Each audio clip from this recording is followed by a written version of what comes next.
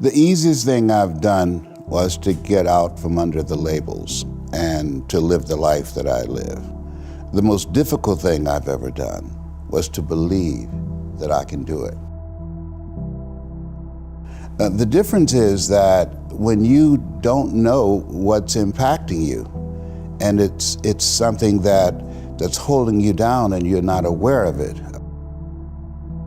There are things that when you, in my situation, when you live in a dominant culture that is designed to destroy your sense of self and your belief in yourself, and you have to learn ways in which you can begin to connect with this power that you have within yourself to handle where you are.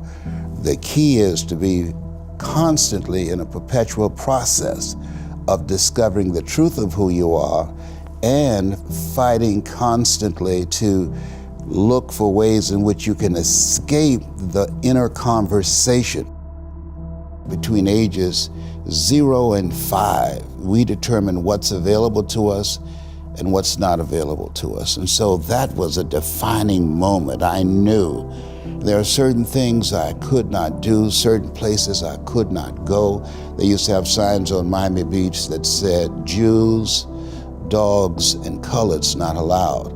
And so now you have to operate within the constraints of the dominant society and the things that they've created for you. And it's a challenge to see yourself beyond that and to work to get outside of that even after those laws have changed, because that has become so much a part of you, you unconsciously operate within the parameters of what has been put in place. Like you're driving on the expressway, the 405, and you'll get off on an exit that you weren't going in that direction, but you unconsciously did it because you've done it so many times that many people, because they're not making a conscious, deliberate, determined effort to think outside of what life has thrown at them, they end up doing the same thing over and over and over again. Einstein said that thinking that has brought me this far has created some problems that this thinking can't solve. And so through relationships, through reading, through studies, through goals and dreams beyond your comfort zone, it allows you to begin to live out of your imagination as opposed to out of your history. Disney said, the imagination is a preview of what's to come.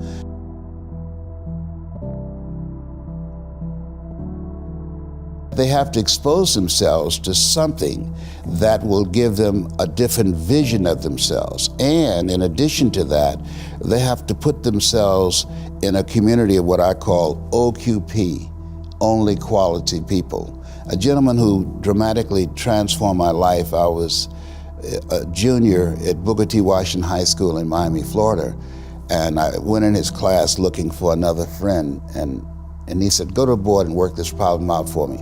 I said, sir, I can't do that. He said, why not? I said, I'm not one of your students. He said, do it anyhow.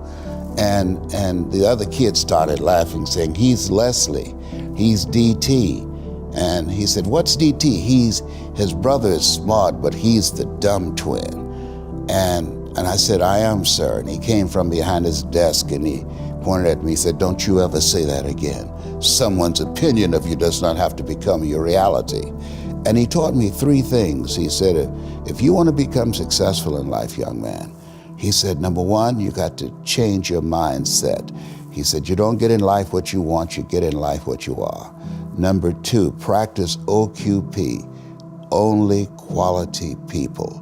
You earn within $2,000 to $3,000 of your closest friends. I found that out. I left all my broke friends. I said, y'all gotta go. Because I used to be so broke, I'd pass a bank and trip the alarm, you know? And the 3rd thing he said, develop your communication skills, because once you open your mouth, you tell the world who you are. He said, those are 3 major things that you want to work on that will liberate you from living in Liberty City, living in poverty in Overtown. It will help to escape out of where you are right now, because I see you watching me and I know you want more. I can see the hunger in your eyes. You get hungry by finding something that's you. I believe that all of us are born unique, but most of us die copies. You got to find out what is it that turns you on, what resonates with you. One of the things that I realized and what allowed me to become successful as a speaker, the speaking industry has been hijacked by people who speak to sell, and it's okay to do that and make money. I speak to change lives because somebody spoke and changed my life. So this is my passion. This is my drive. This is something that I feel in my heart.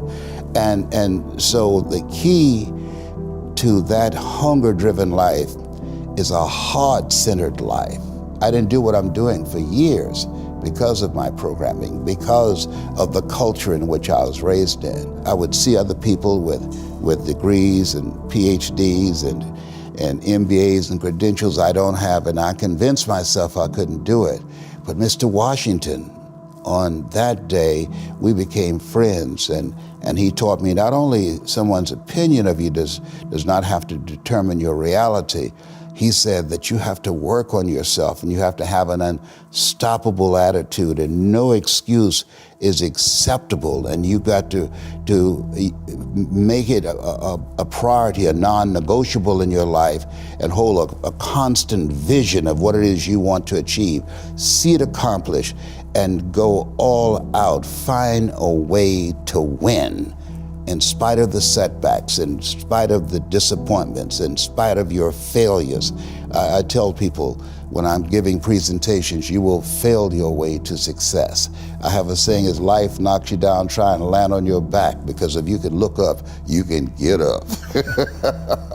And so those experiences of going after goals that's beyond your comfort zone, and having relationships that will challenge you, and surrounding yourself with coaches and mentors who can take you to a place within yourself that you can't go by yourself, because you can't read the label when you're locked in the box.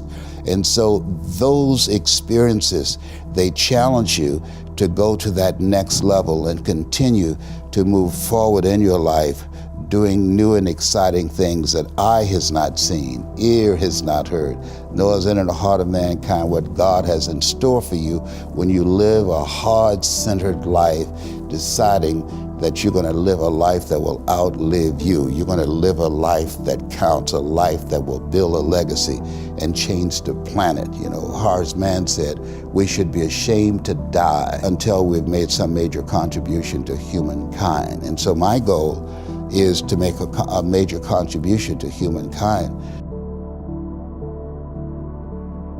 Every day when I get up, my mindset is, what is it that I can do to touch and impact somebody's life today? What is it? What does that look like? Don't live the life that has been given you by their circumstances, by the people that's around you. That Sidney Poitier wrote a book called The Measure of a Man. And he said, when you go for a walk with someone, something happens without being spoken. He said, either you adjust to their pace or they adjust to your pace. Whose pace have you adjusted to?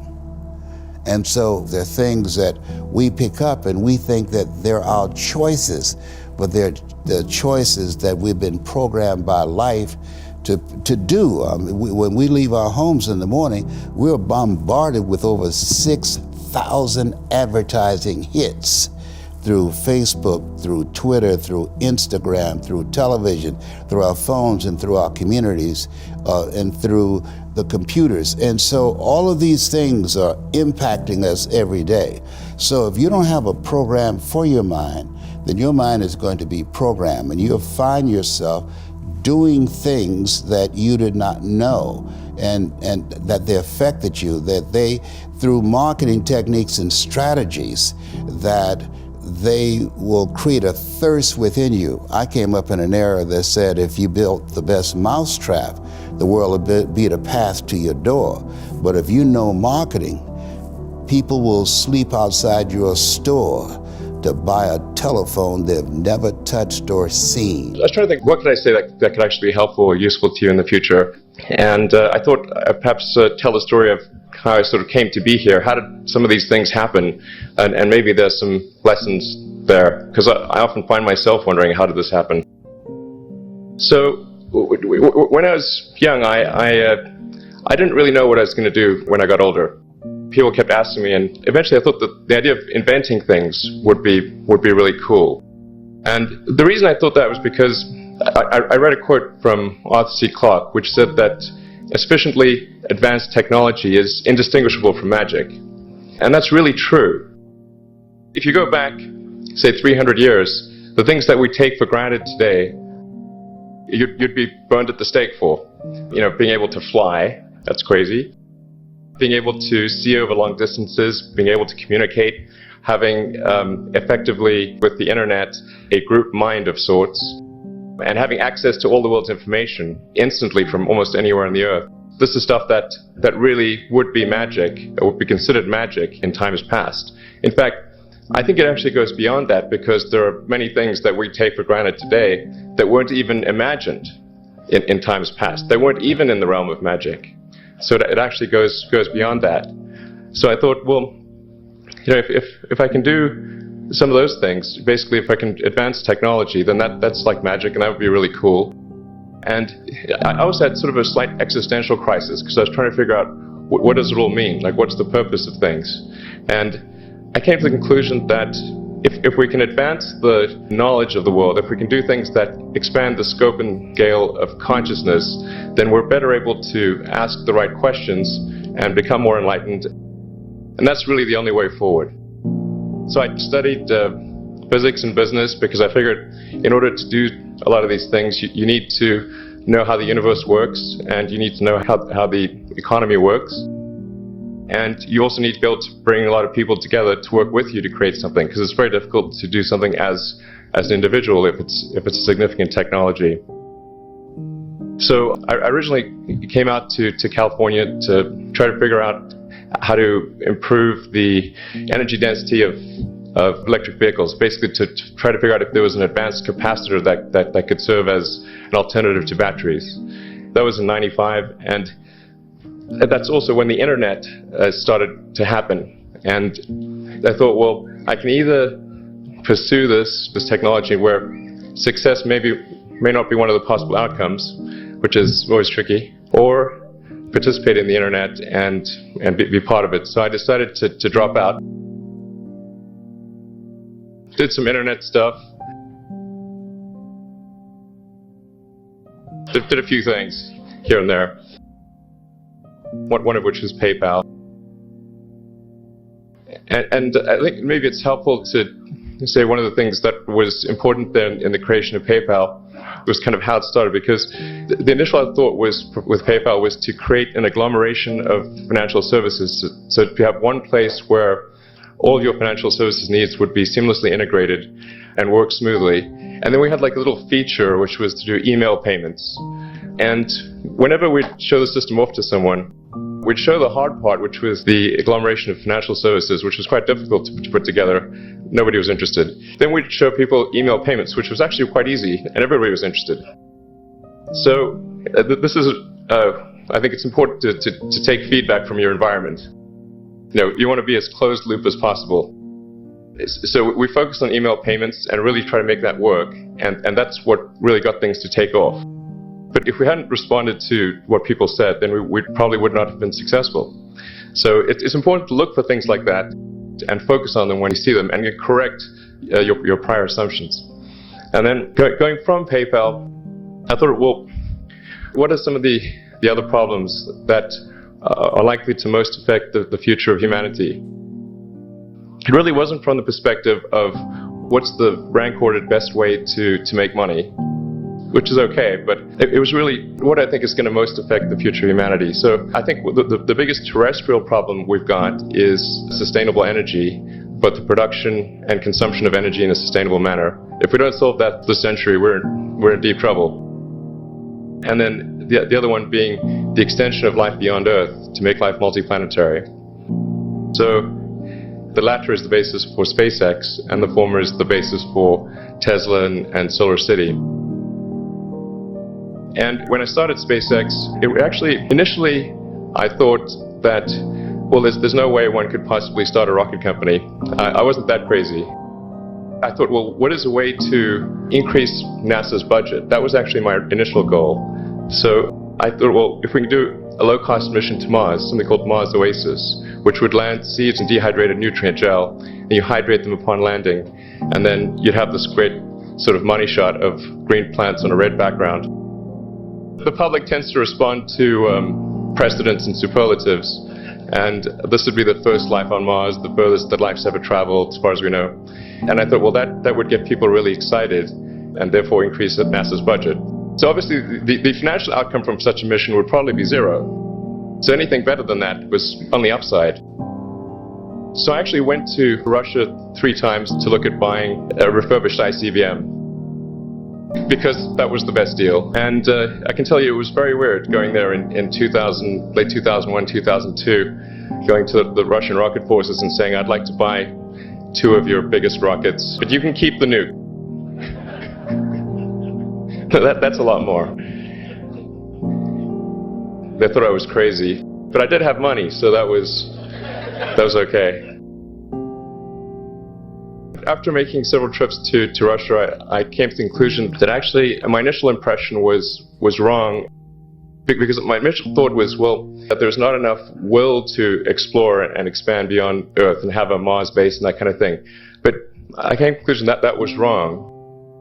In fact, there's plenty of will, particularly in the United States, because the United States is a nation of explorers, of people who came here from other parts of the world. And I think the United States is really a distillation of the spirit of human exploration. But if people think it's impossible, or it's going to completely break the federal budget, then they're not going to do it. So after my 3rd trip, I said, okay, well, what we really need to do here is try to solve the space transport problem. And started SpaceX. And this was against the advice of pretty much everyone I talked to. One friend made me sit down and watch a bunch of videos of rockets blowing up. Let me tell you, he wasn't far wrong.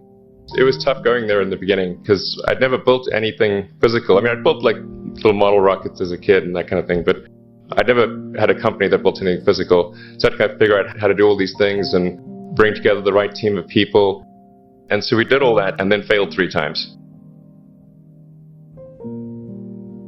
It was tough going. Because the thing about a rocket is the passing grade is 100%.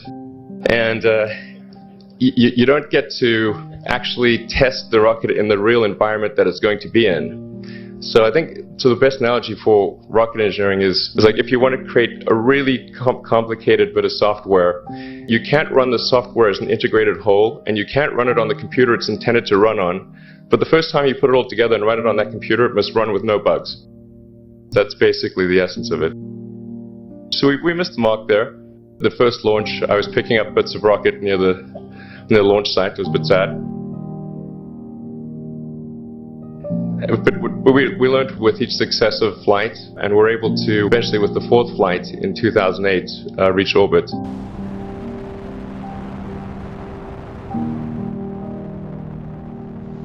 And that was also with the last bit of money that we had. So, thank goodness that happened. I think the saying is 4th time's the charm. So we got the Falcon 1 to orbit, and then began to scale that up to the Falcon 9, which is about an order of magnitude more thrust. It's around 1 million pounds of thrust. And we managed to get that to orbit, and then developed a Dragon spacecraft, which recently was able to dock and return to Earth from the space station. That was a white-knuckled event. It's a huge relief. Still can't quite believe it actually happened. But there's a lot more that must happen beyond this in order for humanity to become a spacefaring civilization, ultimately a multi-planet species. And that's something I think it's vitally important, and I hope that some of you will participate in that, either at SpaceX or at other companies, because it's just really one of the most important things for the preservation and extension of consciousness. I mean, it's worth noting, as I'm sure people are aware, the Earth has been around for 4 billion years, and civilization, at least in terms of having writing, has been around for 10,000 years, and that's being generous. So it's really somewhat of a tenuous existence that civilization and consciousness, as we know it, has been on Earth. And I think I'm actually fairly optimistic about the future of Earth. I don't want to sort of people to have the wrong impression that I think we're all about to die. I think things will most likely be okay for a long time on Earth. But not for sure, but most likely. But even if it's sort of 99% likely, a 1% chance, it's still worth spending a fair bit of effort to ensure that we have backed up the biosphere, planetary redundancy, if you will. So I think it's really quite important.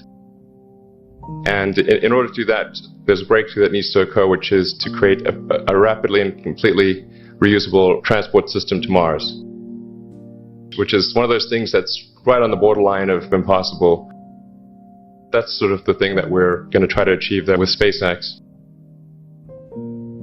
And then on the Tesla front, the goal with Tesla was really to try to show what electric cars can do, because people had the wrong impression. We had to change people's perception of an electric vehicle, because they used to think of it as something that was slow and ugly and had low range, kind of like a golf cart. So that's why we created the Tesla Roadster, to show that you can be fast, attractive, and long range. And it's amazing how, even though you can show that something works on paper and the calculations are very clear, until you actually have the physical object and they can drive it, it doesn't really sink in for people. So that, I think, is something worth noting. If you're going to create a company, the first thing you should try to do is create a working prototype. Everything looks great on PowerPoint. You can make anything work on PowerPoint, but if you have an actual demonstration article, even if it's in primitive form, that's much more effective for convincing people. After we made the Tesla Roadster, people said, oh, sure, we always knew you could make a car like that. It's an expensive car, and it's low volume, and it's small and all that, but you couldn't make a real car. Like, okay, fine, you're going to make that too. But I think the overarching point I want to make is that you guys are the magicians of the 21st century. Don't let anything hold you back. Imagination is the limit, and go out there and create some magic. Thank you. Sit on your bed one day and ask yourself, what remarkably stupid things am I doing on a regular basis to absolutely screw up my life? And if you actually ask that question, but you have to want to know the answer, right? Because that's actually what asking the question means. It doesn't mean just mouthing the words. It means you have to decide that you want to know. You'll figure that's out so fast it'll make your hair curl. There's no better pathway to self-realization and the ennoblement of being than to posit the highest good that you can conceive of and commit yourself to it. And then you might also ask yourself, and this is definitely worth asking, is do you really have anything better to do? And if you don't, well, why would you do anything else? If you orient yourself properly and then pay attention to what you do every day, that works. And I actually think that that's in accordance with what we have come to understand about human perception, because what happens is that the world shifts itself around your aim. Because you're a creature that has an aim. You have to have an aim in order to do something. You're an aiming creature. You look at a point and you move towards it. It's built right into you. And so you have an aim. Well, let's say your aim is the highest possible aim. Well then, so that sets up the world around you. It organizes all of your perceptions. It organizes what you see and you don't see. It organizes your emotions and your motivations. So you organize yourself around that aim, and then what happens is the day manifests itself as a set of challenges and problems, and if you solve them properly, then you stay on the pathway towards that aim. And you can concentrate on the day. And so that way you get to have your cake and eat it too, because you can point into the distance, the far distance, and you can live in the day.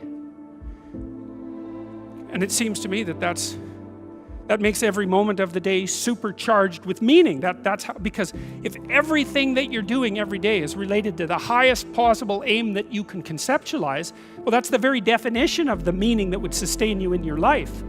Well, and then the issue is, well, back to Noah. Well, all hell's about to break loose and chaos is coming. It's like when that's happening in your life, you might want to be doing something that you regard as truly worthwhile. Because that's what will keep you afloat when everything is flooded. And you don't want to wait until the flood comes to start doing that, because if your ark's half built and you don't know how to captain it, the probability is very high that you'll drown. Ask and it shall be given you. Seek and ye shall find. Knock and it shall be opened unto you. For everyone that asketh receiveth, and he that seeketh findeth, and to him that knocketh it shall be opened. That sounded pretty optimistic again. But again, I think it's a description of the structure of existential reality, and by which I mean, when I'm in my clinical practice and I observe, and this is also the case with my students, is, let's say, people's lives aren't what they would like them to be. And so then you ask, why? Well, forget about tragedy and catastrophe, because that's self-evident, and we're not going to discuss that. Although the degree to which you bring about your own tragedy is always indeterminate. But I would never say that every terrible thing that is visited on a person is something they deserved. I think that that's a very dangerous presupposition, especially because everyone gets sick and everyone dies.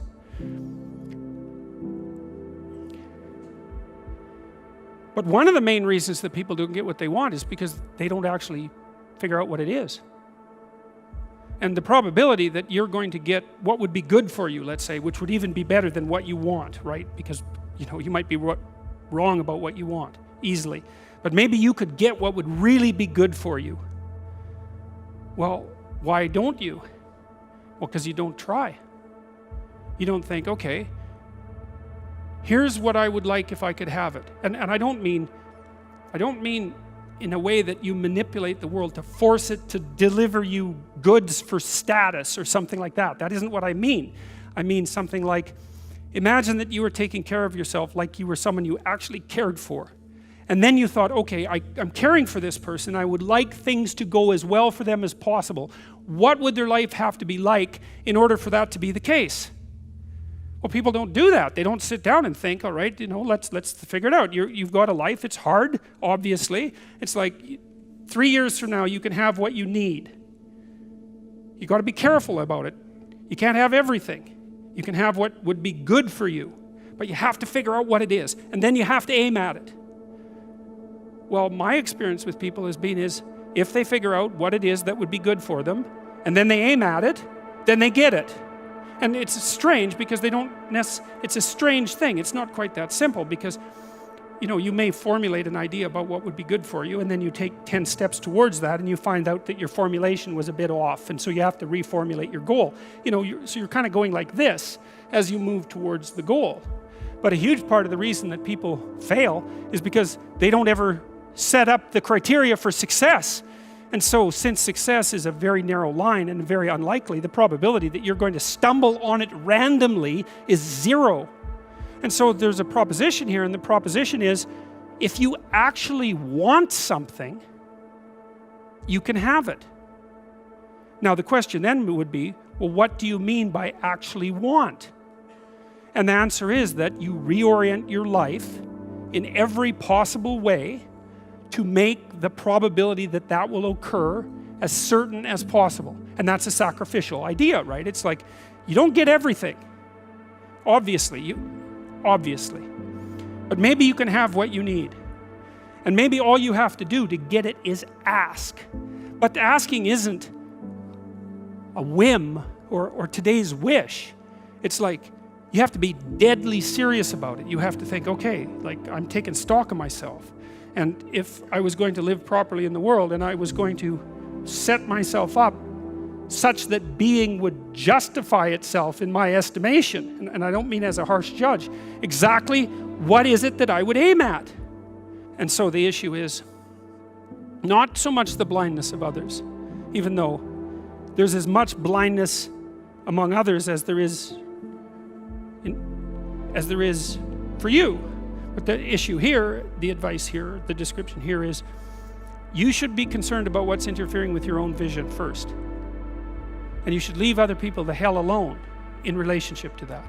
And so if your mode of being in the world is, if you would just act better, things would improve for me, or if you identify the evil and the catastrophe as something that's outside, that someone else needs to fix, or that someone else is responsible for, then you're not going to fix that.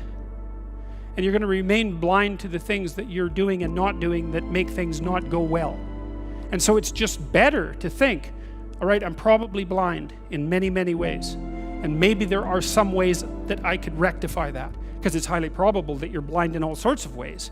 I mean, in fact, it's virtually certain. And so it's just more useful to think, how is it that I'm wrong in this situation? I'll tell you something that I learned to do when I was arguing with my wife, which happened quite frequently, because when you actually communicate with people, you find out that there's many things that you don't agree on. And that's because you're actually different creatures. And so if you're actually going to have a truthful conversation, then you're going to find out that you don't see things the same way, and then you can either pretend that that's not the case and gloss over it and then end up in a 30-year silent war, or you can have the damn fight when you need to have it and see if you can straighten it out. So now and then we'd get in a situation where we were at loggerheads, we couldn't move, and it would spiral up into hate speech, let's say.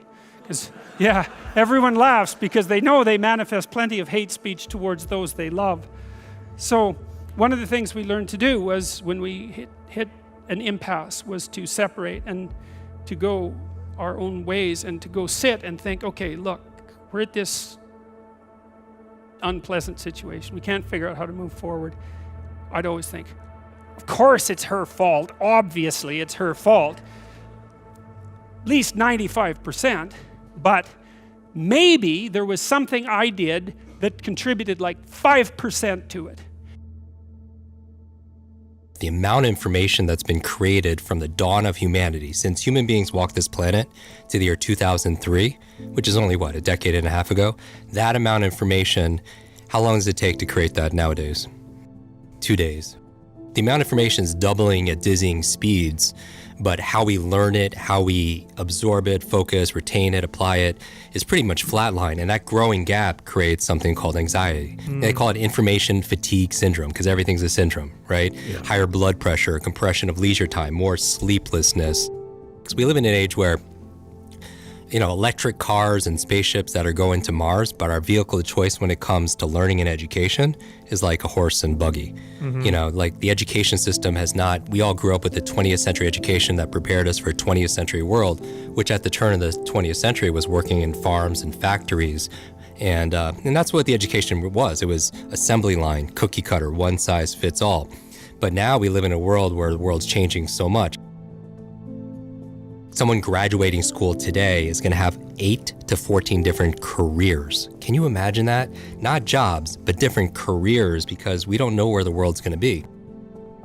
So your ability to outlearn, outthink, outperform, that's your greatest advantage. If there's one skill to master in the 21st century, it's your ability to learn rapidly, to be able to keep up. So digital overload.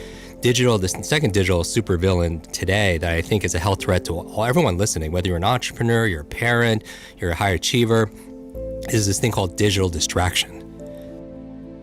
Think about all the social media alerts, the app updates. Our minds are being fried because we're getting these dopamine fixes all the time. Do you know how often the average person opens up Instagram?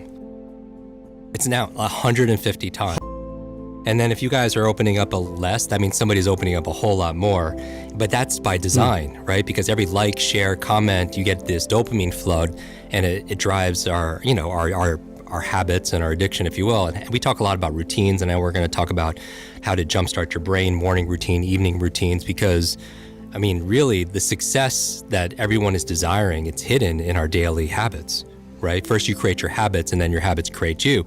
But one of the things that a bad habit, the most successful people, they have their to-do list, and we all have our to-do list. But I've also noticed that some of the highest achievers, they have a not to-do list.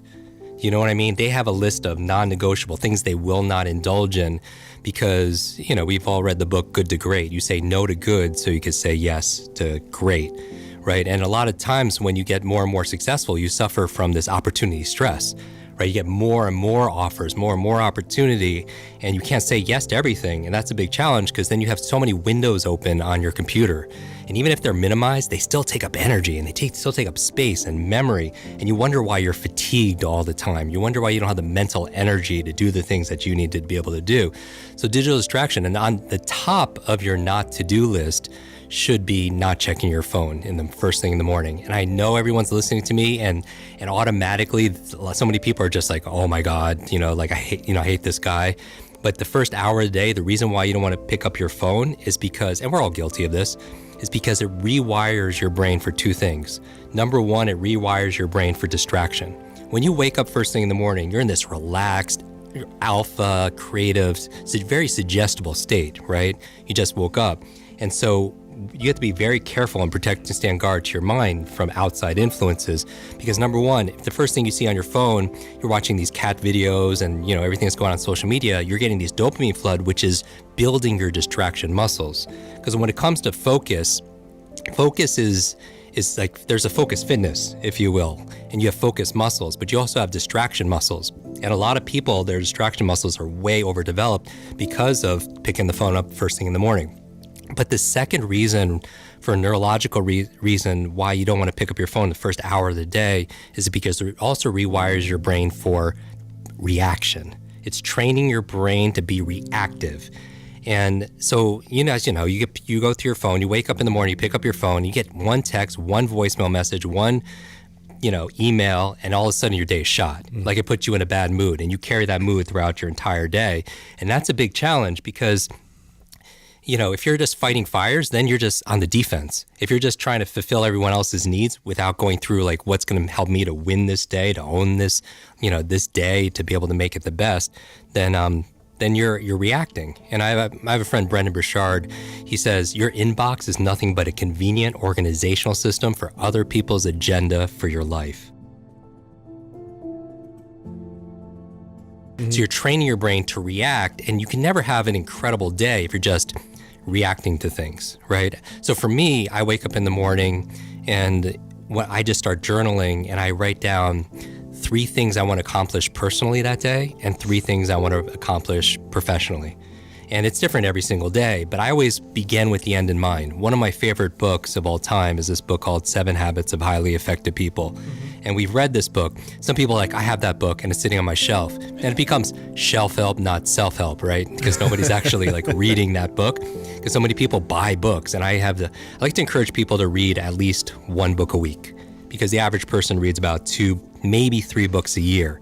But what I love about reading, number one, is the best exercise, for your mind. And, it's like reading is to your mind what exercise is to your body. It's an incredible workout. And but most people, they don't take the time to read. But the other reason I like to read is if somebody has decades of experience in leadership, negotiation, entrepreneurship, fitness, and they put it into a book, and you could sit down in a couple of days and read that book, you could download decades of experience into days. And that's a huge advantage, right? Because leaders are readers. When I'm writing what I need to accomplish, I'm writing put first things first. Put first things first. Meaning I believe that the most important thing is to keep the most important thing the most important thing. The most important thing is to keep the most important thing the most important thing. Because a lot of people have a fear of failure or fear of success. My fear has always been, I don't want to succeed at things that don't matter. It wasn't so much about failing, it's about getting really good at something that didn't make a difference. And Stephen Covey talks about it like you're really good at climbing the ladder of success only to get to the top and realize that it's leaning on the wrong wall. And so if you begin with the end in mind, so I'm thinking about, my friend Clay Bear has this phrase about champagne moments. In sports, it's very clear when you're popping that champagne, what has to happen, your criteria. And for me, I think about if I'm coming back, at night and somebody asked me how my day was, and I was like, I crushed it today. What had to happen, working backwards in order for that to happen. And I think about 3 things professionally, 3 things personally. And so I write that down first thing in the morning, and then I don't check my phone until I get one of those checks done. Just at least one thing, and then I get some positive momentum, for example. But that's the reason you don't want to check your phone. It's training you to be distracted, and it's rewiring your brain to be reactive. And you can't be successful and fulfilled if you're just giving up the sovereignty, your power to something outside of yourself. The third digital supervillain, if you will, when we're talking about, digital challenges is, so you have digital overload, digital distraction, is digital dementia. Have you heard this term yet? No. You're going to hear this a lot in healthcare. It's basically where we're outsourcing our brains, our minds to our smart devices. Oh, this is why I can't remember anybody's phone number. Exactly. I mean, how many phone numbers did you know growing up as a All kid? of them. All of them. Literally all of them, because Yeah. we had to, right? And how many phone numbers do you know right now? 2. But the old ones that I ones knew that when I don't was a matter kid. anymore. Mine and my wife's, yeah. Exactly. So you know, like 1 or 2. There could be somebody you're texting or calling every single day, and if your phone was dead or if you didn't have it with you, you wouldn't honestly know what that number is. No. And here's the thing. I don't want to memorize 500 phone numbers. Nobody wants to do that, but we've lost the ability to remember one phone number. We've lost the ability to remember a conversation, somebody's birthday. I mean, I feel like absent-mindedness. I mean, how many people feel like senior moments are coming too early? It's like you walk into a room and you just forget why you're there. Or you open up the refrigerator. You go to the store to buy one thing and you come back with like 2 bags full of things, except for that one thing you went to, get there. Or you can't remember if you're in the shower, you can't remember if you shampooed your hair. And I believe 2 of the most costly words in life and in business are I forgot. I forgot to do it. I forgot to bring it. I forgot that conversation. I forgot that meeting. I forgot what I needed to say. I forgot that name. I mean, I think number one business etiquette, networking skill there is remembering people's names. We don't realize how much time we're spending on these devices, right? When you go and you actually look at the numbers, when you look at your phone and you look at like somebody's spending like 24 hours a week, on social media or whatever it is. I mean, people always say, oh, I have no time to read or I have no time to work out. It has nothing to do with time management. It's all priority management. I think the definition of greatness is to inspire the people next to you. I think that's what greatness is or should be. It's not something that lives and dies with one person. It's how can you inspire a person to then in turn inspire another person that then inspires another person. And that's how you create something that I think lasts forever. Yeah. And I think that's our challenge as people, is to figure out how our story can impact others and motivate them in a way to create their own greatness. There's a quote from one of my English teachers at Lower Merion named Mr. Fisk. He had a great quote that said, rest at the end, not in the middle. And that's something I always live by. I'm not gonna rest, I'm gonna keep on pushing now. There are a lot of answers that I don't have, even questions that I don't have. But I'm just gonna keep going. I'm just gonna keep going, and I'll figure these things out as we go, right? And you just continue to build that way. So I try to live by that all the time. And what brings you the most joy right now? Being with my family. Really? That is the most fun. It's just, it's hanging out with them all summer, being able to like do things that I ordinarily couldn't do. Yeah. Because of training, because of season, and stuff like that. So being around them and watching Bianca grow up, because there are a lot of things that I miss with Nathalie and Gianna because I was playing. So being there every day with them is so much fun, man. So it brings me the most joy. What does love feel like?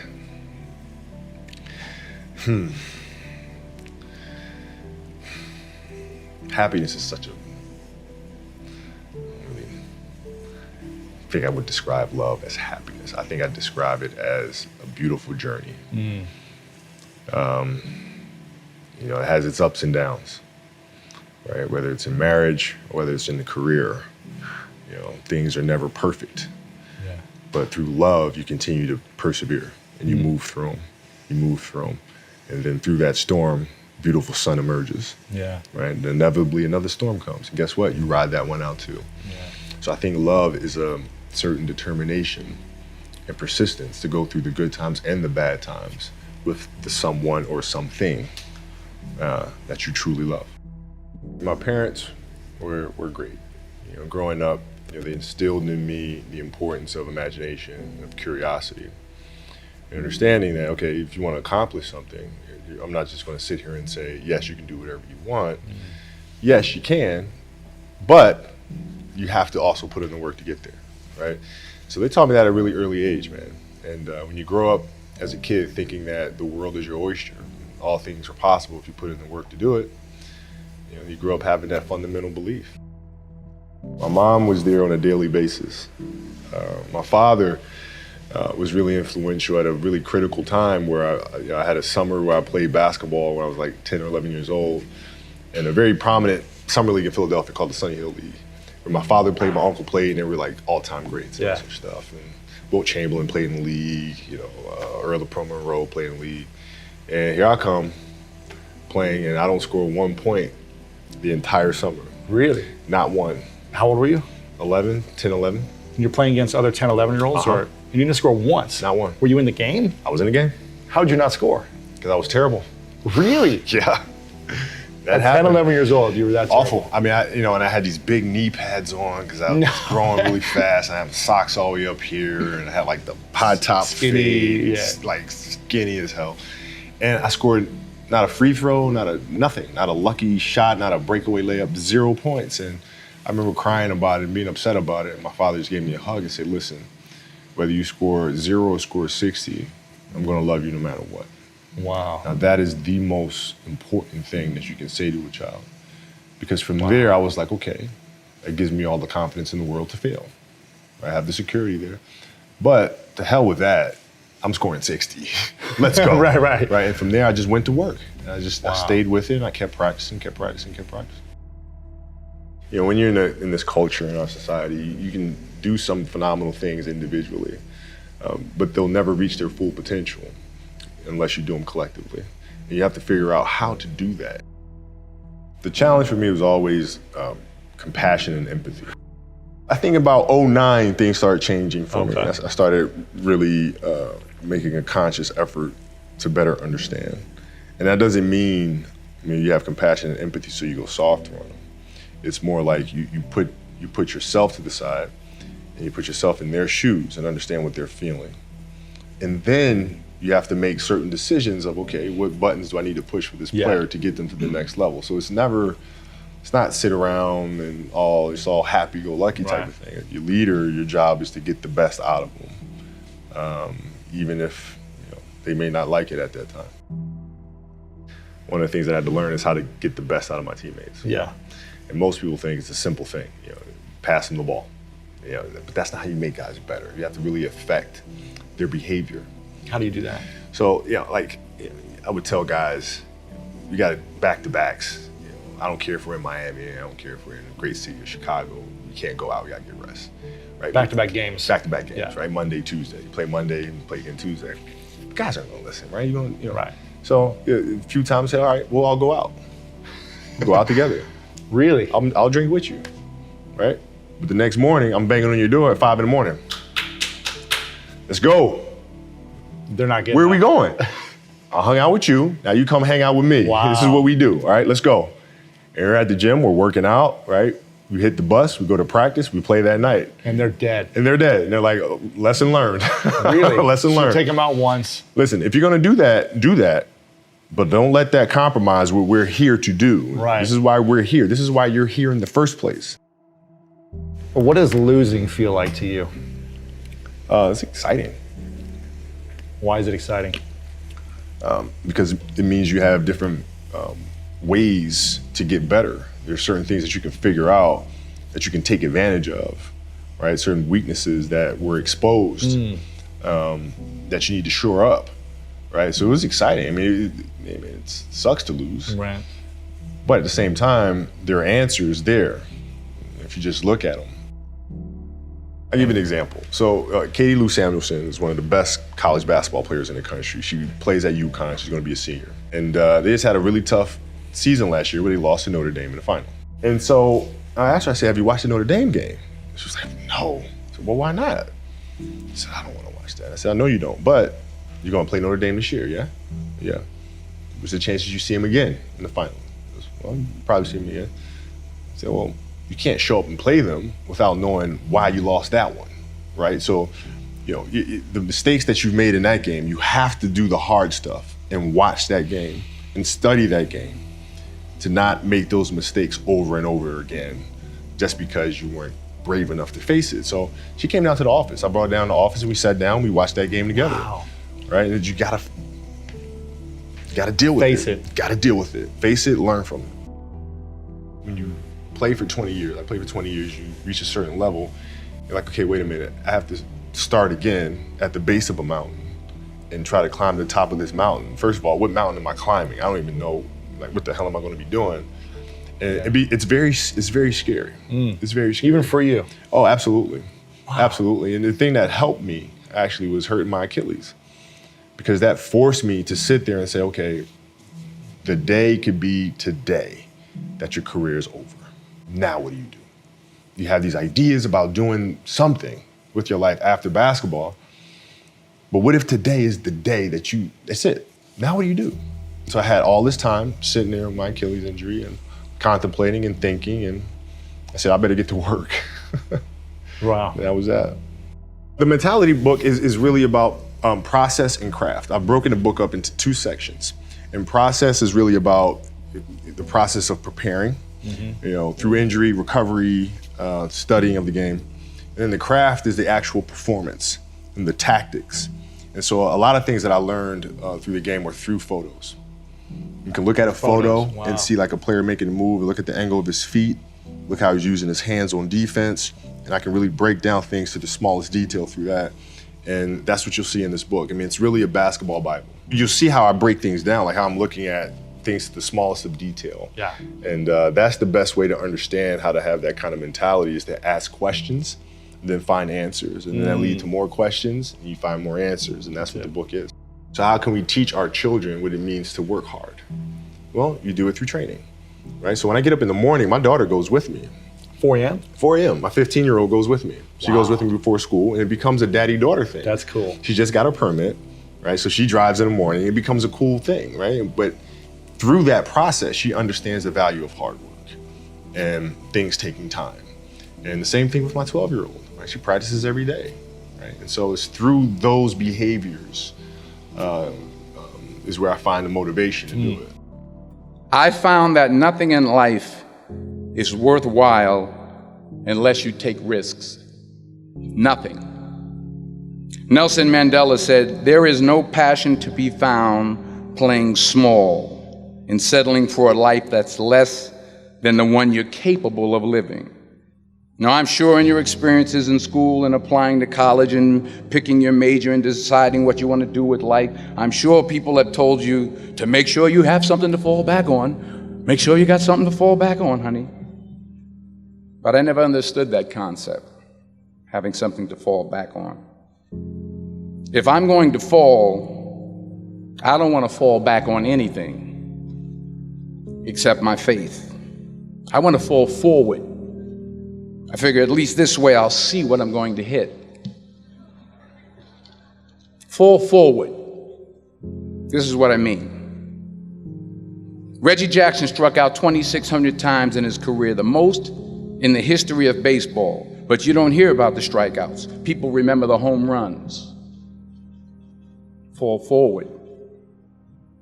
Thomas Edison conducted 1,000 failed experiments. Did you know that? I didn't know that. Because the 1,001st was the light bulb. Fall forward.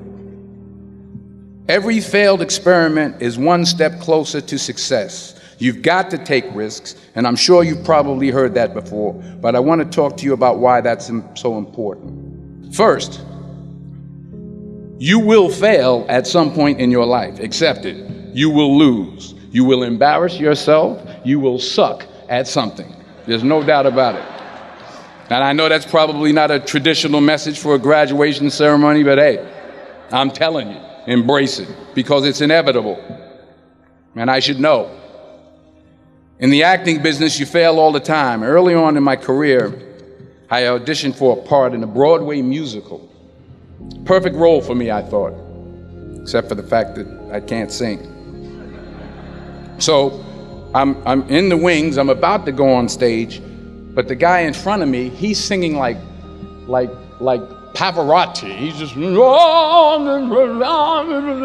and he's just going on and on and on, and I'm just shrinking, I'm getting smaller and smaller. So they say, "Oh, thank you very much, and you'll be hearing from us." So I come out with my little sheet music, and it was Just My Imagination by the Temptations. That's what I came up with. So I hand it to the accompanist, and she looks at it and looks at me, and looks out at the director and was like, all right. So I start, you know, I'm gonna sing. I'm like, it's just my imagination once again, and they're coming away with me. And they're not saying anything, so I'm thinking I'm getting better. So I just start getting into it. It was just my imagination. Running. They say, oh yeah, thank you very much, Mr. Washington. Thank you. So I assumed I didn't get the job. But the next part of the audition, he called me back. The next part of the audition is the acting part of the audition. Now I'm like, hey, okay, maybe I can't sing, but I know I can act. So they pair me with this guy, and again, I didn't know about musical theater. And musical theater is big, so they can reach everyone all the way in the back of the stadium. And I'm more from a realistic, naturalistic kind of acting where you actually talk to the person next to you. So I don't know what my line was. My line was, well, hand me the cup.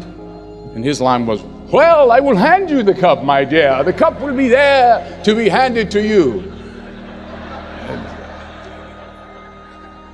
I said, oh, okay.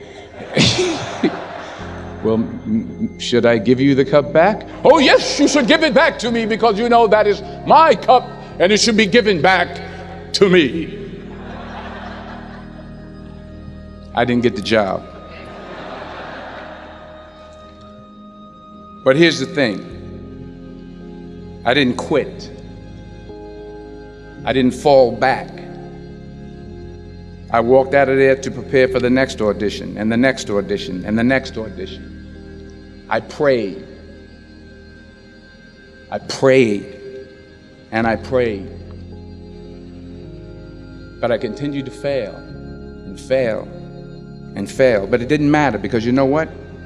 There's an old saying, you hang around the barbershop long enough, sooner or later you're going to get a haircut. So you will catch a break, and I did catch a break. Last year, I did a play called Fences on Broadway. Someone talked about it. Won the Tony Award. And I didn't have to sing, by the way. But here's the kicker. It was at the Court Theater. It was at the same theater that I failed that first audition 30 years prior. The point is, every graduate here today has the training and the talent to succeed. But do you have the guts to fail? Here's my second point about failure. If you don't fail, you're not even trying. I'll say it again. If you don't fail, you're not even trying. My wife told me this great expression. To get something you never had, you have to do something you never did. Les Brown's a motivational speaker. He made an analogy about this. He says, imagine you're on your deathbed, and standing around your deathbed are the ghosts representing your unfulfilled potential. The ghost of the ideas you never acted on. The ghost of the talents you didn't use. And they're standing around your bed, angry, disappointed, and upset. They say, we came to you because you could have brought us to life, they say. And now we have to go to the grave together. So I ask you today, how many ghosts are going to be around your bed when your time comes? You've invested a lot in your education, and people have invested in you. And let me tell you, the world needs your talents. Man, does it ever. I just got back from Africa like 2 days ago, so if I'm rambling on, it's because I'm jet lagged. I just got back from South Africa. It's a beautiful country, but there are places there with terrible poverty that need help. And Africa is just the tip of the iceberg. The Middle East needs your help. Japan needs your help. Alabama needs your help. Tennessee needs your help. Louisiana needs your help. Philadelphia needs your help. The world needs a lot, and we need it from you. We really do. We need it from you young people. I mean, I'm not speaking for the rest of us up here, but I know I'm getting a little grayer. We need it from you, the young people. So you got to get out there. You got to give it everything you got, whether it's your time, your talent, your prayers, or your treasures. Because remember this, you will never see a U-Haul behind a hearse. You will never see a U-Haul behind a hearse. You can't take it with you. The Egyptians tried it, and all they got was robbed. So the question is, what are you going to do with what you have? I'm not talking about how much you have. Some of you are business majors, some of you are theologians, nurses, sociologists. Some of you have money, some of you have patience, some of you have kindness, some of you have love. Some of you have the gift of long suffering, whatever it is, whatever your gift is. What are you going to do with what you have? All right, now here's my last point about failure. Sometimes it's the best way to figure out where you're going. Your life will never be a straight path. I began at Fordham University as a pre-med student. I took a course called cardiac I still can't say it. Cardiac morphogenesis. I couldn't read it, I couldn't say it, I sure couldn't pass it. So then I decided to go into pre-law, then journalism. And with no academic focus, my grades took off in their own direction. Yeah, down. I was a 1.8 GPA one semester, and the university very politely suggested that it might be better to take some time off. I was 20 years old, I was at my lowest point. And then one day, and I remember the exact day, March 27th, 1975, I was helping my mother in her beauty shop. My mother owned a beauty shop up in Mount Vernon. And there was this older woman who was considered one of the elders in the town. And I didn't know her personally, but I was looking in the mirror, and every time I looked at the mirror, I could see her behind me, and she was staring at me. She just kept looking at me. Every time I looked at her, she kept giving me these strange looks. So she finally took the dryer off her head and she said something I'll never forget. First of all, she said, "Somebody give me a piece of paper, give me a piece of paper." She said, "Young boy, I have a prophecy, a spiritual prophecy." She said, "You are going to travel the world and speak to millions of people." Now mind you, I'm 20 years old, I'm flunked out of school. In fact, like a wise ass, I'm thinking to myself, maybe she's got something in that crystal ball about me getting back into school next fall. But maybe she was onto something, because later that summer, while working as a counselor at a YMCA camp in Connecticut, we put on a talent show for the campers. And after the show, another counselor came up to me and asked, "Have you ever thought about acting? You're good at that." So when I got back to Fordham that fall, I got in and I changed my major once again for the last time. And in the years that followed, just as that woman prophesied, I have traveled the world and I have spoken to millions of people through my movies. Millions who up till this day couldn't see me, who up till this day I couldn't see while I was talking to them, and they couldn't see me, they could only see the movie. They couldn't see the real me. But I see you today, and I'm encouraged by what I see. And I'm strengthened by what I see. And I love what I see. The word yoga means union. Union means whether you are aware of it or you're not aware of it, right now you're happening here as a part of everything else. What the trees exhale, you're inhaling. What you exhale, the trees are inhaling. Not just on the level of respiration, on all levels this is happening. What you think as myself is just a psychological boundary that you have set up. So yoga means consciously obliterating the boundaries of your individuality. So if you sit here, if you experience everything around you as myself, this is yoga. If you experience all this as myself, do you need morality? Be good to people, don't harm them, don't do this, don't do that. Would it be necessary? No. Did anybody teach you out of these 5 fingers, this is a small finger, don't cut it off? Is there a morality needed like that? Anything that you feel is a part of yourself, with that you don't need any values, ethics, morals, nothing, because it's a part of you. This is what yoga means. You experience everything as a part of you. When somebody experiences the whole universe as a part of himself, then we say he is a yogi. Charles Darwin said that you evolved out of a monkey. You are a monkey, then you became a man.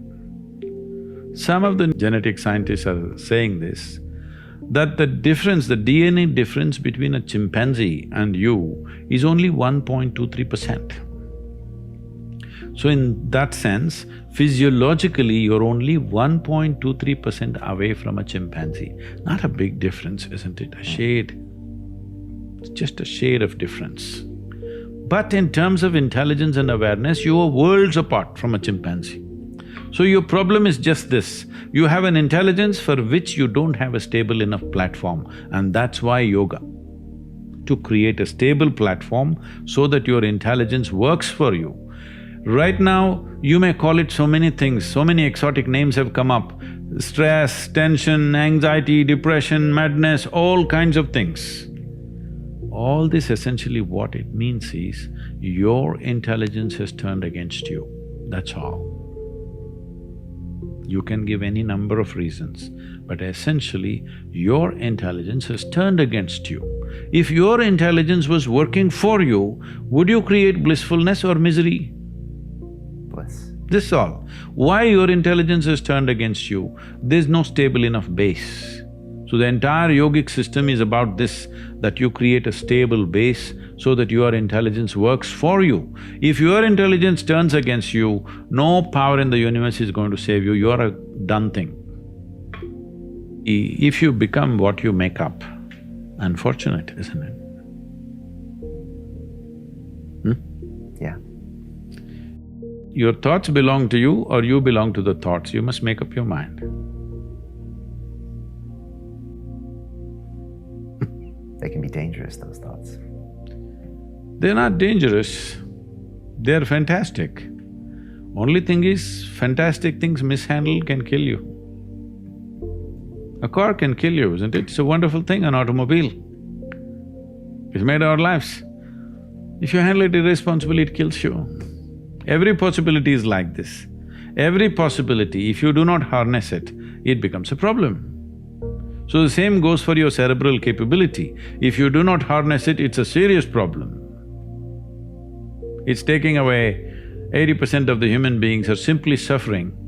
They don't need any outside help. They're on self-help. To understand, when I say I'm thinking this, another word, another way of saying it is, I'm making up this, I'm making up that. You can make up whatever you want, as long as you enjoy it. To transform your life, you want to do it in 2 minutes. So is that what your life is worth? So if your life is worthwhile, is it not important that you invest a certain amount of time and energy rather than looking for this stupid stuff of one mantra with which I will transform my life? It will not happen like that. That's the reason why most people have remained the way they have remained, because they've not invested in their well-being. So it's a serious long-term investment. It is not long-term. I would say, if I ask you, is your life worthwhile enough to invest 30 to 32 hours of focused time to bring some basic transformation within you? If I teach you a way where you can manage your chemistry the way you want, but we need 32 hours of focused time, do you think your life is valuable enough for that much investment, I'm asking? Yes. Then you must invest, that's what is called in an engineering program. It's 32 hours of focused time. We can format it in different ways, but that much investment has to go in. See, all human experience comes from within, isn't it?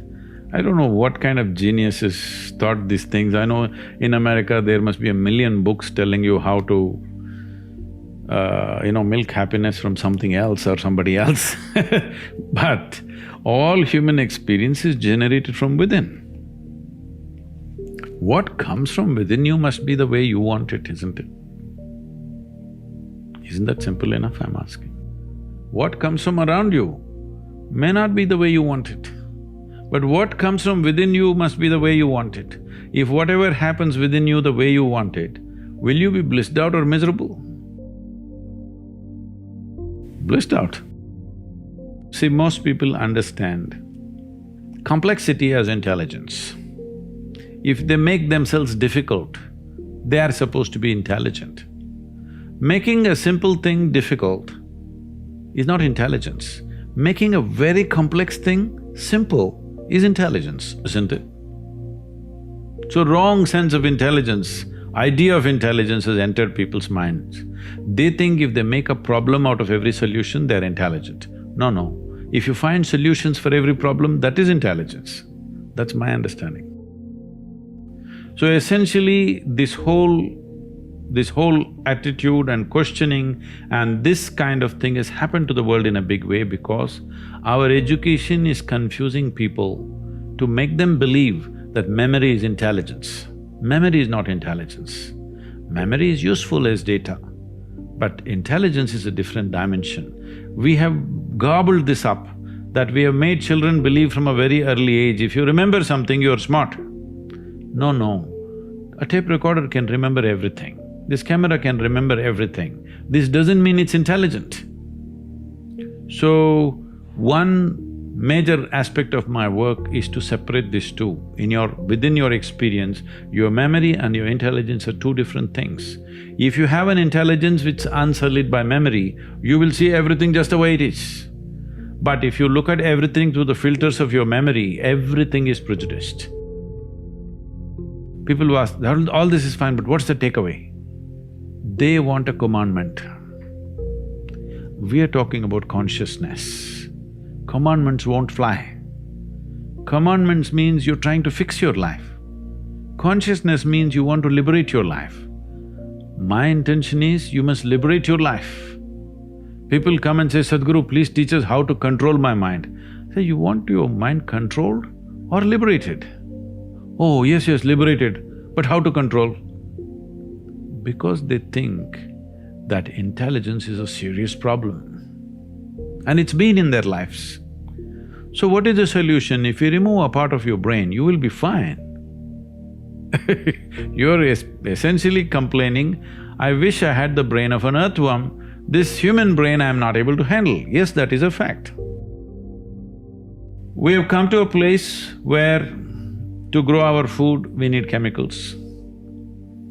To be healthful, we need chemicals. Today, 70% of the population is on prescription medication of some sort. To be peaceful, we need chemicals. To be joyful, we need chemicals. To be ecstatic, of course, you have ecstasy. So we are going towards chemicals in a huge way. The water that you drink is full of chemicals, the air that you breathe is like that, and the food that you eat is like that. So if 90% of humanity goes into chemical consumption, consciously or unconsciously, if they consume a lot of it, the next generation that we produce will be of a lesser quality than who we are. That's a crime against humanity. What I'm saying is, the important thing about life, whether it's a grasshopper out there or you, both of us are striving to be the fullest possible life that we can be. A grasshopper is trying to be a full-fledged grasshopper, a human being is trying to be a full-fledged human being. So suppose you cut off one of grasshopper's legs which is supposed to hop, the hopping leg, if you take it off, have you enhanced its life, I'm asking you? No. So similarly for a human being, if you take away any of his faculties in any way, even temporarily, have you enhanced his life? No. So intoxication is just that. It is taking away your faculties for a period of time, but if you continuously do it, it'll take it away for your life. So you're taking away or subjugating your faculties for a little bit of pleasure, or maybe a lot of pleasure, however you wish to describe it. But the important thing is you're taking a backward step with life, because life can only be enhanced by sharpening and increasing our faculties, not by decreasing our faculties. Our ability to be active physically, mentally, emotionally, spiritually, if this is in any way crippled, this means we are taking a backward step, though there may be pleasure attached to it. Every human being wants his life enhanced. If you don't show them proper ways to enhance, they will find shortcuts. See, a man who goes to the bar and a man who goes to a church or a temple or whatever, they're seeking the same thing, they're trying to enhance their life, isn't it? If you do not show them a proper way, they will take whatever ways are available on the street, that's all. That's why I'm saying it's not a moral issue for me. It is just that it sets you backward. You want to go forward, but it sets you backward. Most people can't concentrate because they've never been taught how to concentrate and they don't practice it. So if we don't learn to concentrate and we don't practice it, well, obviously you can't practice something you haven't learned, then how can you be good at it? And what we practice all the time is distraction. So the more you practice distraction, the better you become at it. And people are masters at distraction. People think technology is distracting. You know, I've had so many people come up to me, hold their cell phones up to my face and go, "These things are ruining our lives." And I go, no, these things are not ruining our life. This is a beautiful piece of technology. What's ruining your life is your inability to exercise discipline around the use of it. So the idea is that you use technology as opposed to technology uses you. In the same way, you know, if you look at your whole day, how do we integrate the practice of concentration throughout everything that we do? The one way I tell people to practice concentration is doing one thing at a time. So giving someone your undivided attention is a great way to practice concentration. Every time I speak with my wife, I give her my undivided attention. If my awareness drifts away, I bring my awareness back to her and I stay focused on that conversation. The two things we need to understand, there's the mind and there's awareness. And you're not the mind, rather you're pure awareness moving through different areas of the mind. So your mind doesn't move, rather your awareness is moving through the mind. So when I'm speaking with my wife, if I'm getting distracted, it's my awareness is leaving her and it's moving to a different area of the mind.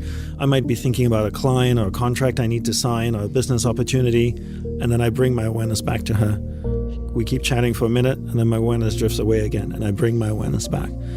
So I define concentration as my ability to keep my awareness on one thing for an extended period of time, until I can consciously choose to move it to another thing. So if I'm speaking with you, I give you my undivided attention, I keep my awareness on you. Every time it drifts away, I bring it back. It drifts away, I bring it back, and I train myself. And I think that's where, you know, people in today's world, I feel so many people are lazy and they want a quick fix. Because everything that's being sold to them is a quick fix, you know. You only need to do so many hours before you get certified as a yoga teacher. You can come to the weekend course to enlightenment. There's a 1-week seminar to understand mind-body connection. I'm like, what BS? I gave up 10 years of my life learning this, and the way my teacher taught me was just like wax on, wax off, just one little thing at a time. A relentless practice. First you understand how it works. Then you learn how to practice it. And then you just repeat that mindlessly till it becomes numb. And everybody wants new things, right? They're tired. It's like, I'm done with part 1. Can you give me part 2? What's next? You know, it becomes like cocaine. Everybody wants to learn, but nobody practices anything. And they think by learning something, you're actually maturing or becoming wiser. No, learning doesn't make you wiser if you don't implement anything that you're learning. Absolutely. So people are going from one course to another, to another, to another. And then people in my industry, the self-help industry, that's how they make the money, right? You keep selling your over and over again. And you just keep buying. And you think you're learning and growing, but you're not. Because you don't even practice the first thing you're taught. So for me, the first thing you want to learn is concentration, because if you can't concentrate, you can't solve problems. You can't be better at what you do. How can you be a great athlete? How can you be a great singer, an artist, a scientist, a doctor, if you can't stay focused long enough to gain mastery over the topic? Where awareness goes, energy flows. And a simple analogy I always tell people to look at awareness as a glowing ball of light. Your awareness is a glowing ball of light that's floating through the mind, and you can control where it goes. And there's different areas of the mind. There's an angry area of the mind, there's a healthy area of the mind, there's a science and sex and food and photography.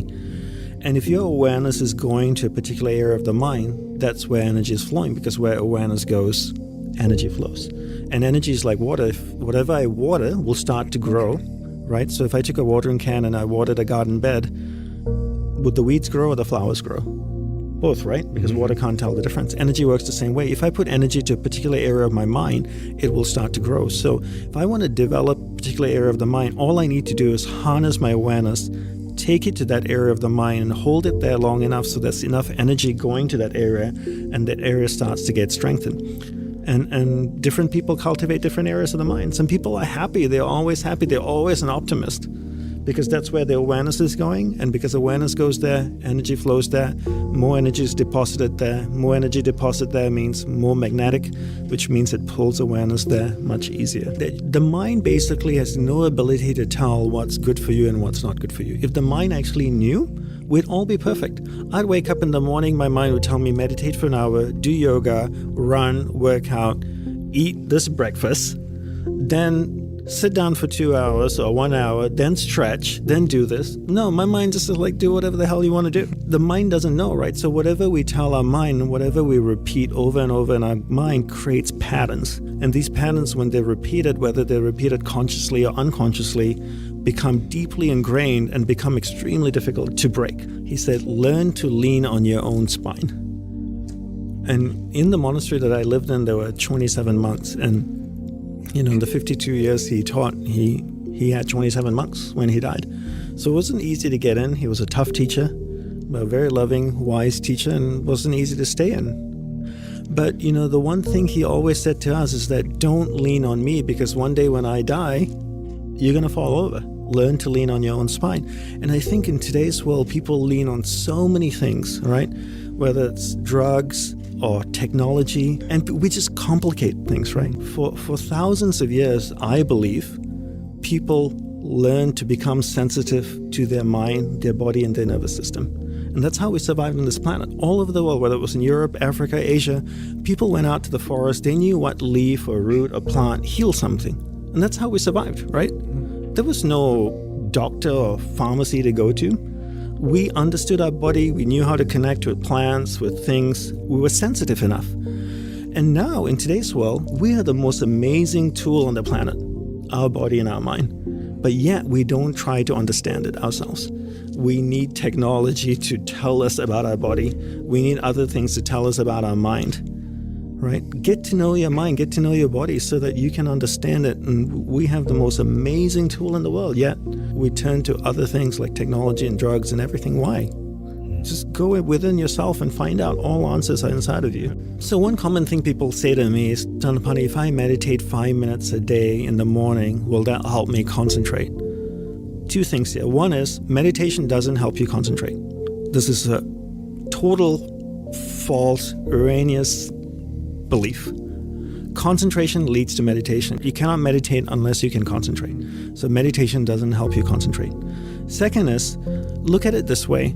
Your whole day is a preparation. At first, your rituals throughout the day is what supports you. Then you start meditation. Right? You can't meditate for 5 minutes a day and then the rest of the day practice distraction. Don't lead a life that supports meditation. My guru had a beautiful saying, and he quite often would say that, most people can't meditate because they do not lead a life that supports the practice of meditation. One of the brilliant things about my teacher was that he proved to us and showed us that technology and material things are not bad. There's nothing wrong with TV. There's nothing wrong with the cell phone. There's nothing wrong with computers. There's nothing wrong with the internet, as long as you are in charge. But if you allow the internet, whatever's happening on your computer, on your phone, to dictate your awareness in your mind, then you become a slave to technology, and then it can train you to be distracted. But as long as you're in charge of it, then it's totally fine. What beautiful tools, huh? I can pick up my phone and FaceTime my mom in Australia. I can see her, I can talk to her, I can smile and laugh. Why is that a bad thing? But I need to be in charge of my phone. And I think in today's world, we allow everything on the phone, everything on the computer, on the internet, to dictate where our awareness is going. And therefore, we become a slave to everyone and everything around us. Problems are not problems. They're subconscious patterns that need to be adjusted. And I love that saying, problems are not problems, they're subconscious patterns that need to be adjusted. And once you understand that, all you have to do is adjust patterns in your subconscious, and you can change so much in your life. Because so much of the patterns in there were either placed in there by you or your surroundings, your family, your school, what you watch on TV, what you listen to, your environment, programmed to subconscious. So if you can adjust those patterns to what you want, you solve the problem. I think at the end of the day, it's all about desire. How badly do you want it? And most people, to be honest with you, don't want it badly enough. And when my guru asked me, when I told him I wanted enlightenment or self-realization, he asked me, what are you willing to do for it? And I said, I'm willing to give up my life. So I was willing, in my early 20s, when all my friends were graduating from engineering school with me, they were going out and parties and shagging women and getting drunk and, earning money, buying a car, getting an apartment, traveling the world. I said no, because I wanted something more. Not that I didn't think those things were great. I wanted something more. And I think today, how many people really want to be concentrated? I would say there's so many incentives for concentrating, right? Benefits for concentration. Number one is that ultimately I would like to think that most people want to be happy. I think very few people wake up and say, I want to be miserable today. Most people want to be happy. How do you be happy? First, you become clear of what you want in life. You identify your purpose in life. You identify who and what is important in your life. Your purpose defines your priorities. Once you identify who and what's important in your life, then when you're doing what you love, when you're spending time with the people that you love, how do you get the most out of it? So if you love going to the gym and working out for an hour, how do you get the most out of it? You get the most out of it by being able to be concentrated while you're doing that. So if I love spending time with my best friend and having a glass of wine with him and sitting with him for an hour and chatting, gives me tons of joy, and that's a priority in my life. The only way I can get the most out of that experience is learning how to concentrate. If I can give him or her my undivided attention for an hour, I can get the most out of that experience. The byproduct of that is I feel happiness, right? At the end of the day, if you really want to have a life that's a happy life, you really have to be clear who and what's important in your life. And in doing those things, you have to be fully present. And the only way to be fully present so that you can fully experience those experiences is to be able to be concentrated. Your brain is the most powerful weapon in the world. Once you put away your phones and your computers and all that we have nowadays, yeah, it's great. We're up to date.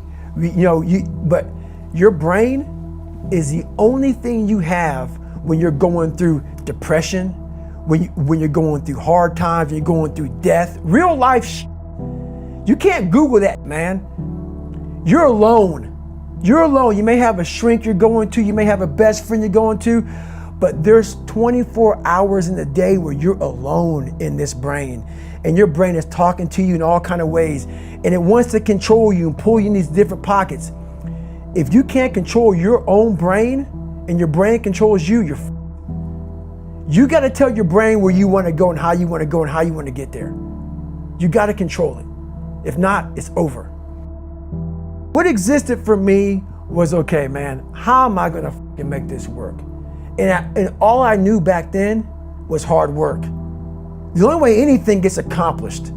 That's all I heard back in those days. You got to work hard. You got to work hard. I'm not getting I can't get this paragraph. I can't remember what the f***'s in this paragraph to pass this test to get in the military. Read again. Still not getting it. Read again. But if you're not getting it, write it out. And that's how I started learning. Okay, well, I got to write out everything I do. And then write it out again. And write it out again. And guess what happened? I got it. I can't swim. I'm negative buoyant. Go back again. I can't swim. Go back again. Go back again. Go back again. I got it. I realized if I keep going back and going back and going back until the just becomes, your mind will say, okay, we're going to figure it out, because he is not going to stop. It's not like I'm going to try one more time. No, it's just like alarm clock goes off, boop, we're going back. I can't read right, we're going back. I gave myself no way out, and my mind realized that. They said, okay, we're going to adapt and overcome now. Like a lot of people say, trying hard. Your mind knows, man. It knows this guy's bullshitting me, man. This guy's lying. There's no truth behind it. When I was in Navy SEAL training, people go, how were you there for 18 months? The program was only 6 months long. You were in 3 hell weeks in 1 year. No one's ever done that. How did you do that? I talk about the new norm. When I lived in a $7 a month place when I was growing up for a short period of time, I loved it. I didn't know any different. That was my norm. Once we moved out of that place, we moved to a $236 a month place. I was like, I never want to go back to that little piece of shit.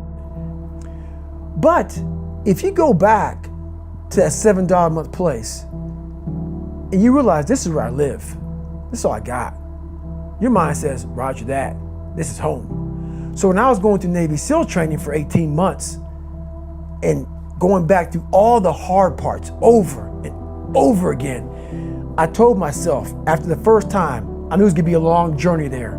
My body was breaking down. It was just how it was going on. I said, you know what, this is my new norm. So my mind said, it's like going to work. Like you go to work, you put your suit and tie on, I go into suffering every day. Every day suffering, being broken, duct taping my feet up, stress fractures, shin splints, being broken. This is my new norm. And your mind says, if we're not broken, this ain't normal. We gotta be broken. So then your mind starts to get tougher and tougher and more callous. People go, how did you run on broken feet? Broken shins. My mind knew this is how we operate. We're in Navy SEAL training. This is what we are. I became hell. And that became my new norm. I gave myself no way out. There was nothing outside these walls of hell. Nothing. I loved God, but for a short period of time, I became the devil because that was hell. I became the boss, the owner, the CEO of Navy SEAL training. That was my mindset. And that's how you get through things. You immerse yourself in wherever it is, and you become that. You become that and give yourself no way out. When I was 297 pounds and I was fat as hell trying to be a Navy SEAL, the scariest thing in the world to me, even to this day, was that could have been the rest of my life. I thought then I was trying hard. That's the scariest thing in the world.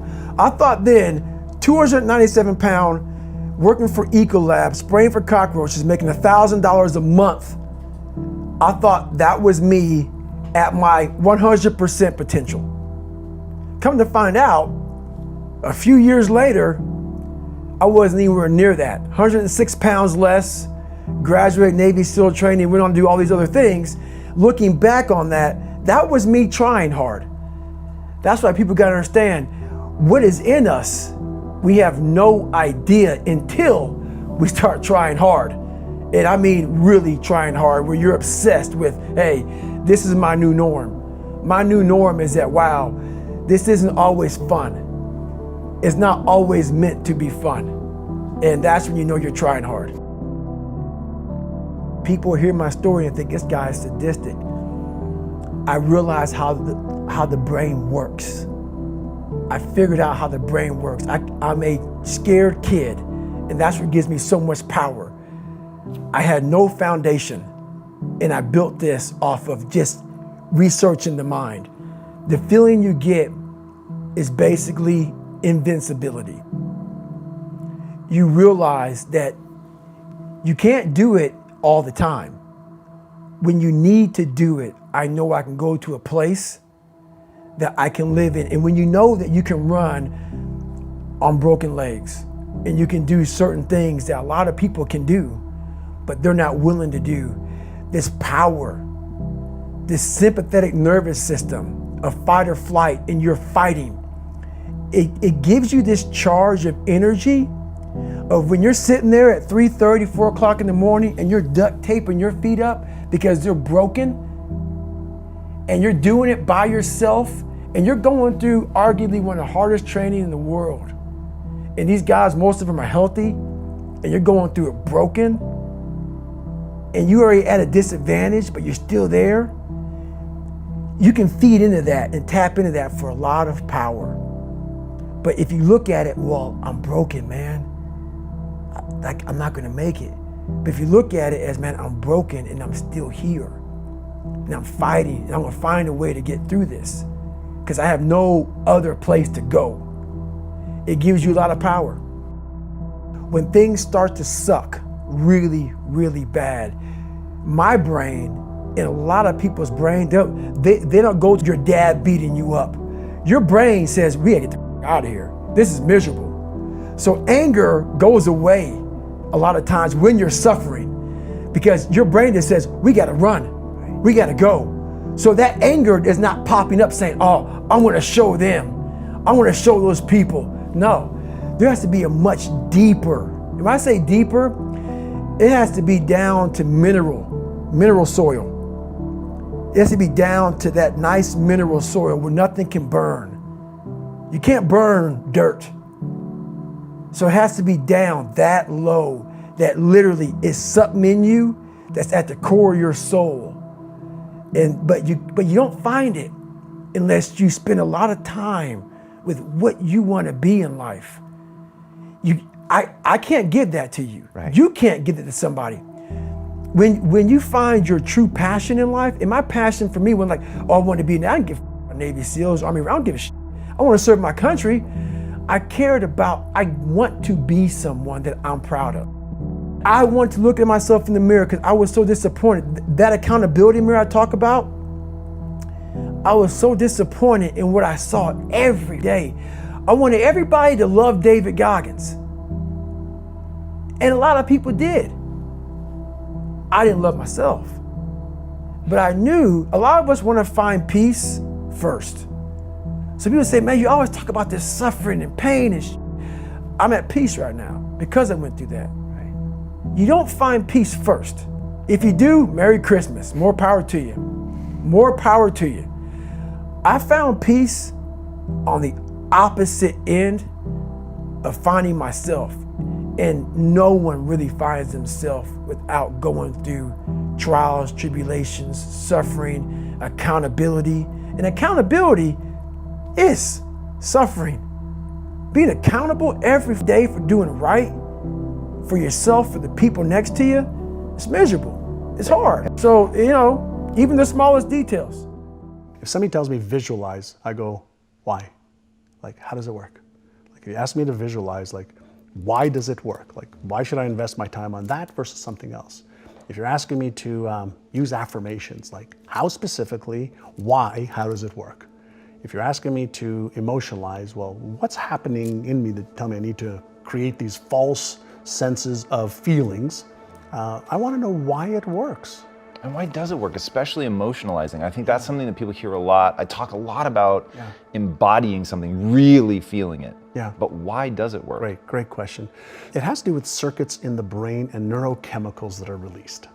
And so when we feel something, chances are that we're going to release dopamine in the brain, the feel-good neurochemical that activates the reward center of the brain. And chances are if we feel that and we have this positive emotion around it and that neurochemistry is flooding our brain and our body with feel-good chemicals, we're actually activating the motivational center of the brain. And so when we visualize, when we set a goal, when we take an action step, when we emotionalize, when we read our goals, the initial flood of neurochemicals, dopamine, serotonin, feel-good chemicals, and then if we share it with a friend, oxytocin, those three neurochemicals, those are the neurochemicals of goal achievement. But then there's the other side of it, the other circuits of fear, of stress, where norepinephrine, cortisol, or epinephrine, the stress hormones can be released as well. And so I'm fascinated and I want to teach people the stuff that we've learned about beliefs, self-esteem, self-worth, fears, and the stuff that really holds people back. Because all the how to get healthy and stay healthy, we know. How do I build a business and sustain it? We know. How do I get into a relationship and make it successful? We know. We know most of the how-to for anything that anybody wants to do in this time frame that we live in. So the how-to is the easiest part of the equation. So the harder part of the equation is, why am I not doing the things that I know I should be doing? And why am I not doing the things that I could find out easily how to do? Let's talk about that. So in your real estate company, you said, I'm giving everyone the same training, they're reading all of the same books, and yet they're not getting the same results. And it wasn't like, oh, well, the smart people are doing better than the dumb people. You said sometimes it was people that you were like, God, in real life, this guy's not that bright, but he's crushing it. So what ended up being the difference between the people who didn't do anything with the information and those that did? So this is going back sometimes, I think in 1992, we were stuck, but I knew there was more possibility. There was room for growth. And I wanted to figure out if the stuff that I did in the 80s when I was a kid, that broke free, would it work with some of my agents? And so we took 75 agents, randomly agents said, hey, do you want to get into a 6-month program to retrain your brain, your subconscious brain, around your beliefs about what is possible for you to achieve, around your habits of what you have to do in order to achieve that. And we focused on retraining their subconscious mind. And so for 6 months, they had to go through a process of listening to certain audio tapes, reading certain materials every day, and following the process of training their brain, specifically their subconscious brain, which controls 95 to 98% of all of our thoughts, emotions, and behaviors today. And within 6 months, that group increased sales by $100 million. Jesus. $100 million. And I said, holy shit, right? This is working. And so we started to teach. Some of what we teach now in NeuroGym, actually now we have the technologies, we have the systems that are far better than what we did back in the 90s. And we went from 1.2 billion to 4.5 billion a year. And it wasn't because we taught them any more skills to be real estate agents. We taught them how to change the way they thought about themselves. We taught them how to change their habits. Our agents who made $750,000 or more were in front of a client 75% of the time. And when we asked all the agents that weren't in front of more clients, why are you doing that? Why aren't you in front of people that are gonna help you earn more income? Oh, well, we're busy doing this and doing this and doing this, and they had stories and excuses and reasons why. And so part of the work that I love to do now is really help people understand, what is your story? What's the story you're telling yourself? Because we all have a story. We have a money story, a relationship story, a health story. We have a story for everything. And then that story keeps recreating our lives over and over and over again. And we have beliefs that support the story. We have habits that support the story. We have people that support the story. We have systems that support our story. And so my question that I always ask people, who would you be with a different story? The first source of shame, when I was 5, I moved from Israel, where I was born, to Montreal. And I had just started kindergarten in Israel. And then I was thrown into a class with 50 kids in Montreal in grade 1. I didn't speak English or French. And so I felt stupid. I felt like I sat there, looking up at the ceilings, bugging the other kids, and was consistently reprimanded, consistently put in the principal's office. And then I was consistently brought to my knees with my parents. My father was physically abusive, which is a challenge in itself, because words weren't a way that he communicated. Hands and feet were his way of communicating. And so when I did the wrong things, that was the punishment. And so I felt embarrassed that I wasn't smart enough, that I wasn't good enough, that I wasn't going to amount to much. And back then, school was, my parents were trying to say, go to school, do well. That's your way out of where we were living. That's your way out of this life that we're having, which wasn't a bad life. We had food on the table, we had a roof over our heads, but there was always a struggle. You've become this really extraordinary example of rewriting your story. How did you get out from under the story that you would have had to have been forming if your father was abusive? I know a lot of people are watching this right now. They are stuck in a story, man. Like something happened to them as kids or whatever's happening to them now.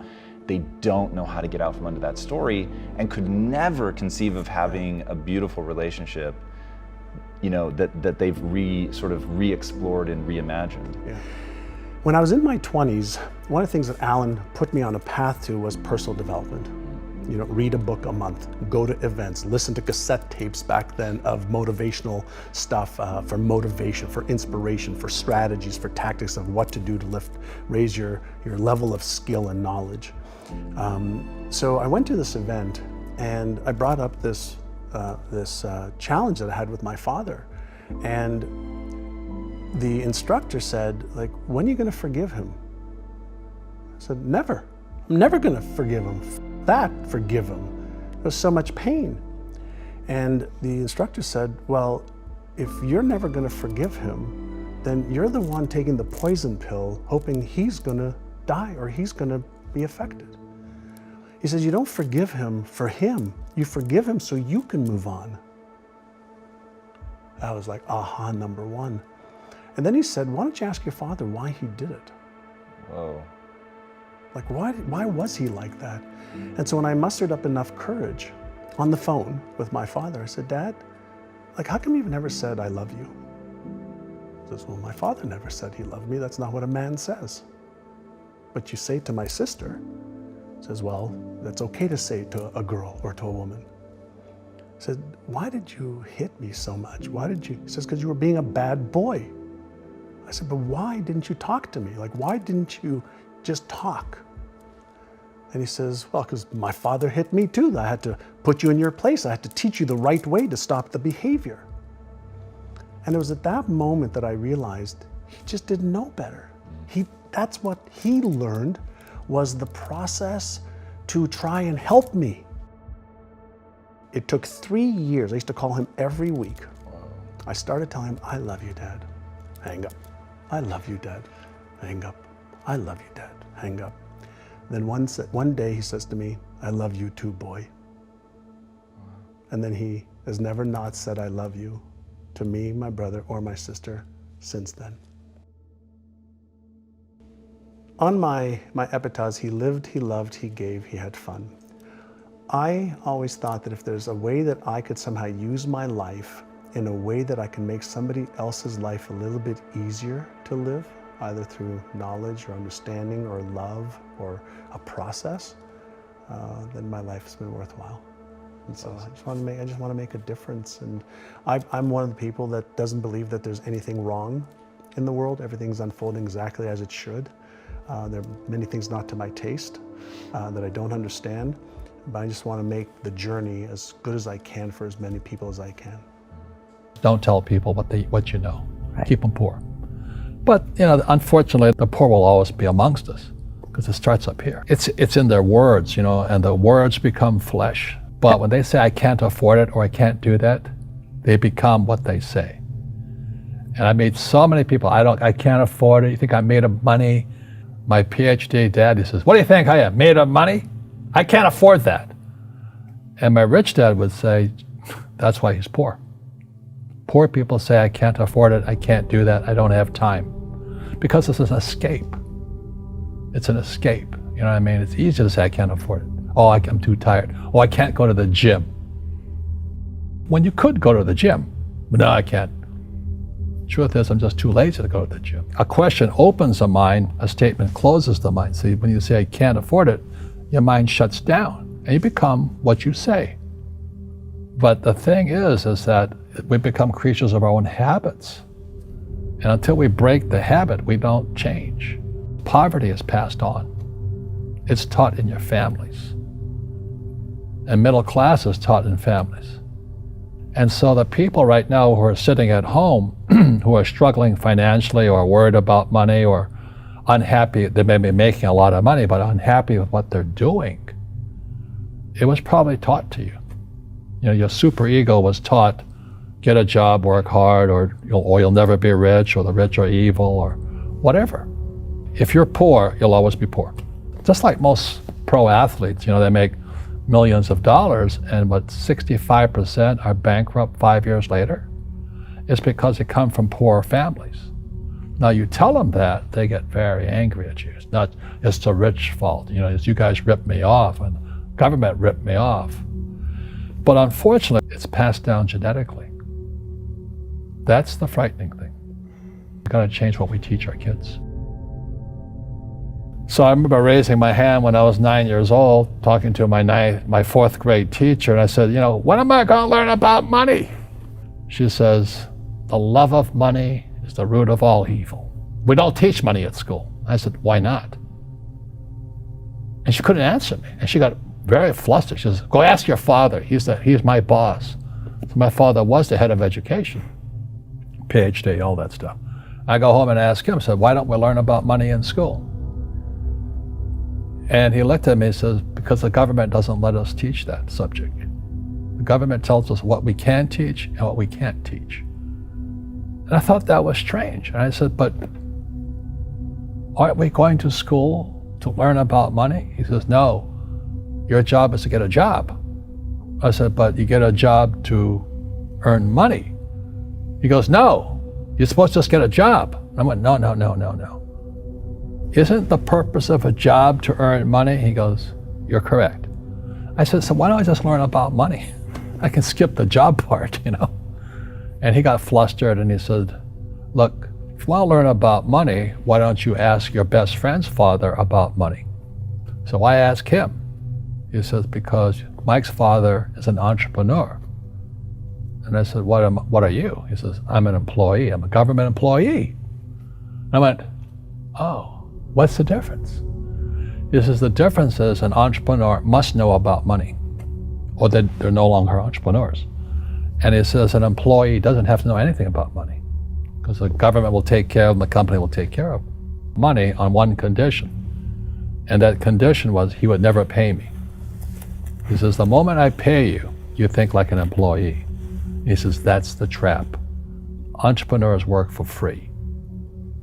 And now I'm 9 years old, my head's going cracking in half. He says, you never want a paycheck. You understand that, kid? I said, okay, I got it.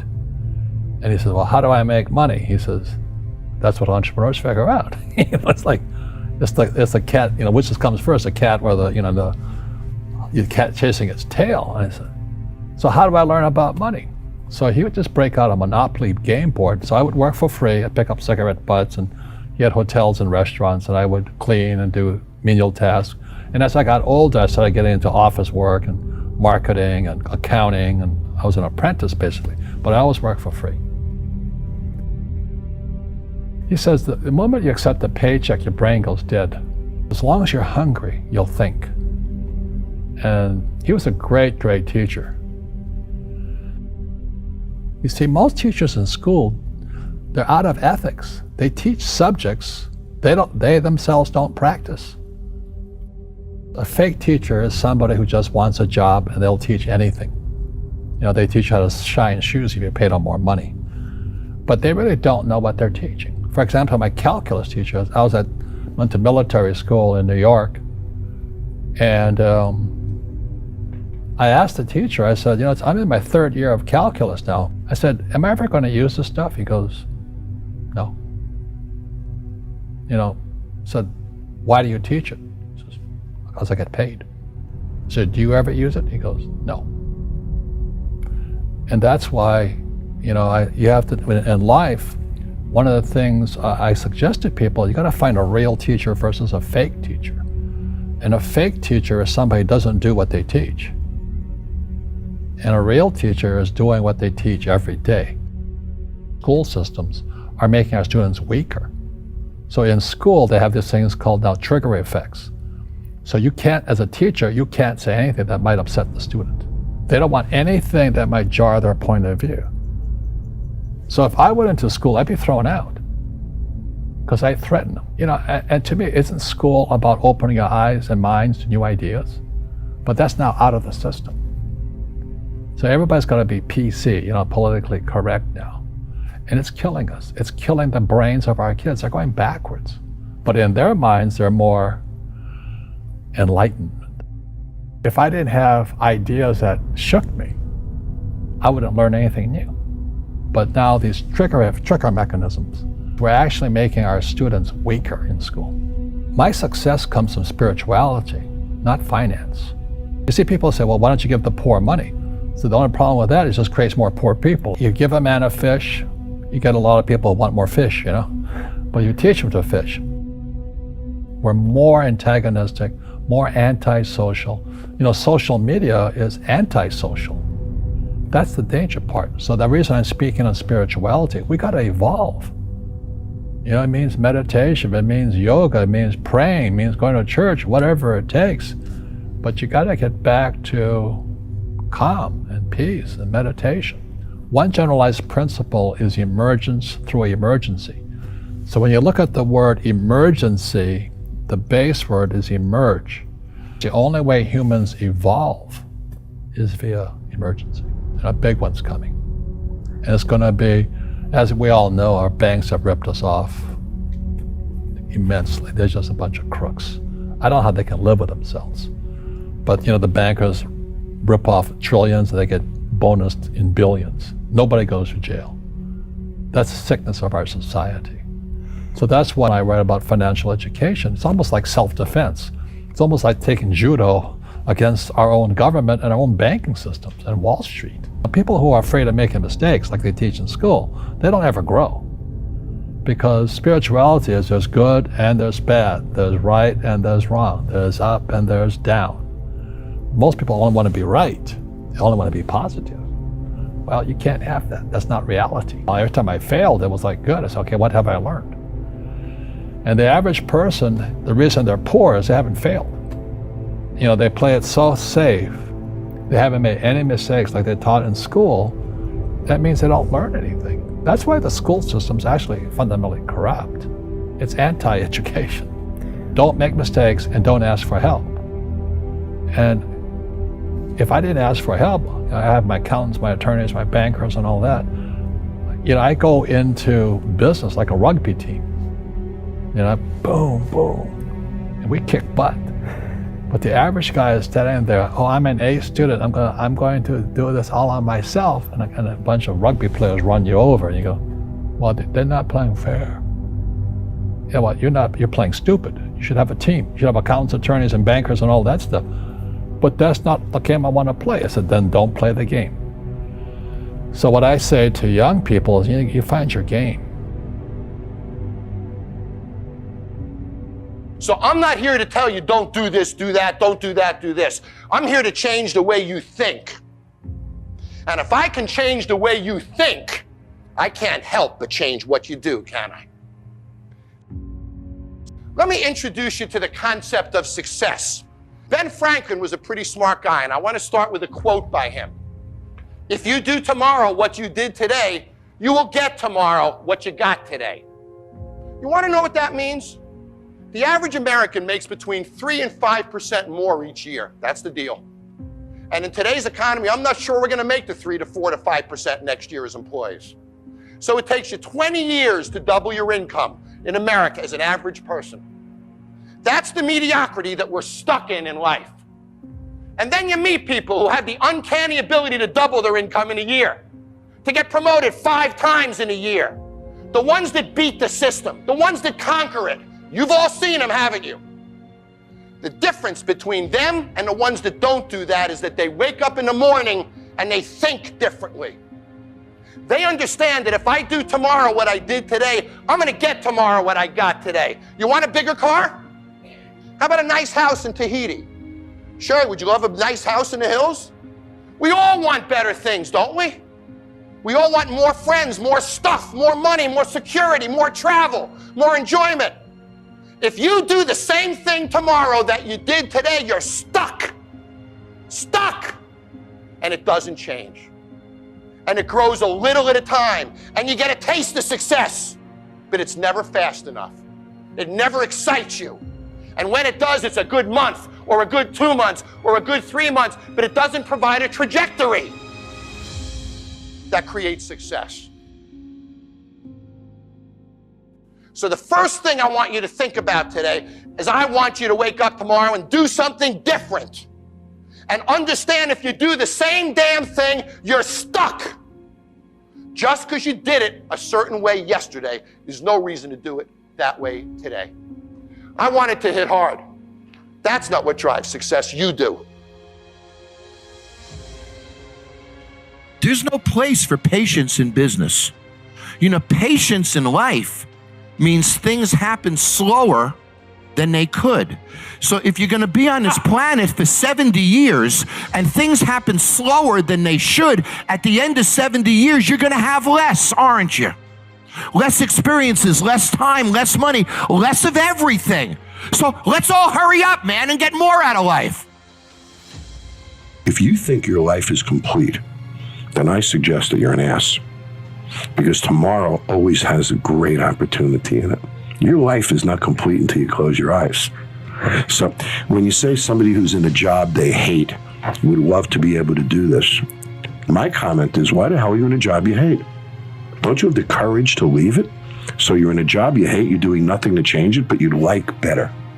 Sometimes you have if to they, do but better. If they have mouths to feed. Sometimes I get it. But what were the things about you? Listen, we'd have to go over those specific cases, I think, and really get into each person to break them. But what do you think that were the things about you? One of it is you always had your eyes open to tomorrow and new opportunities.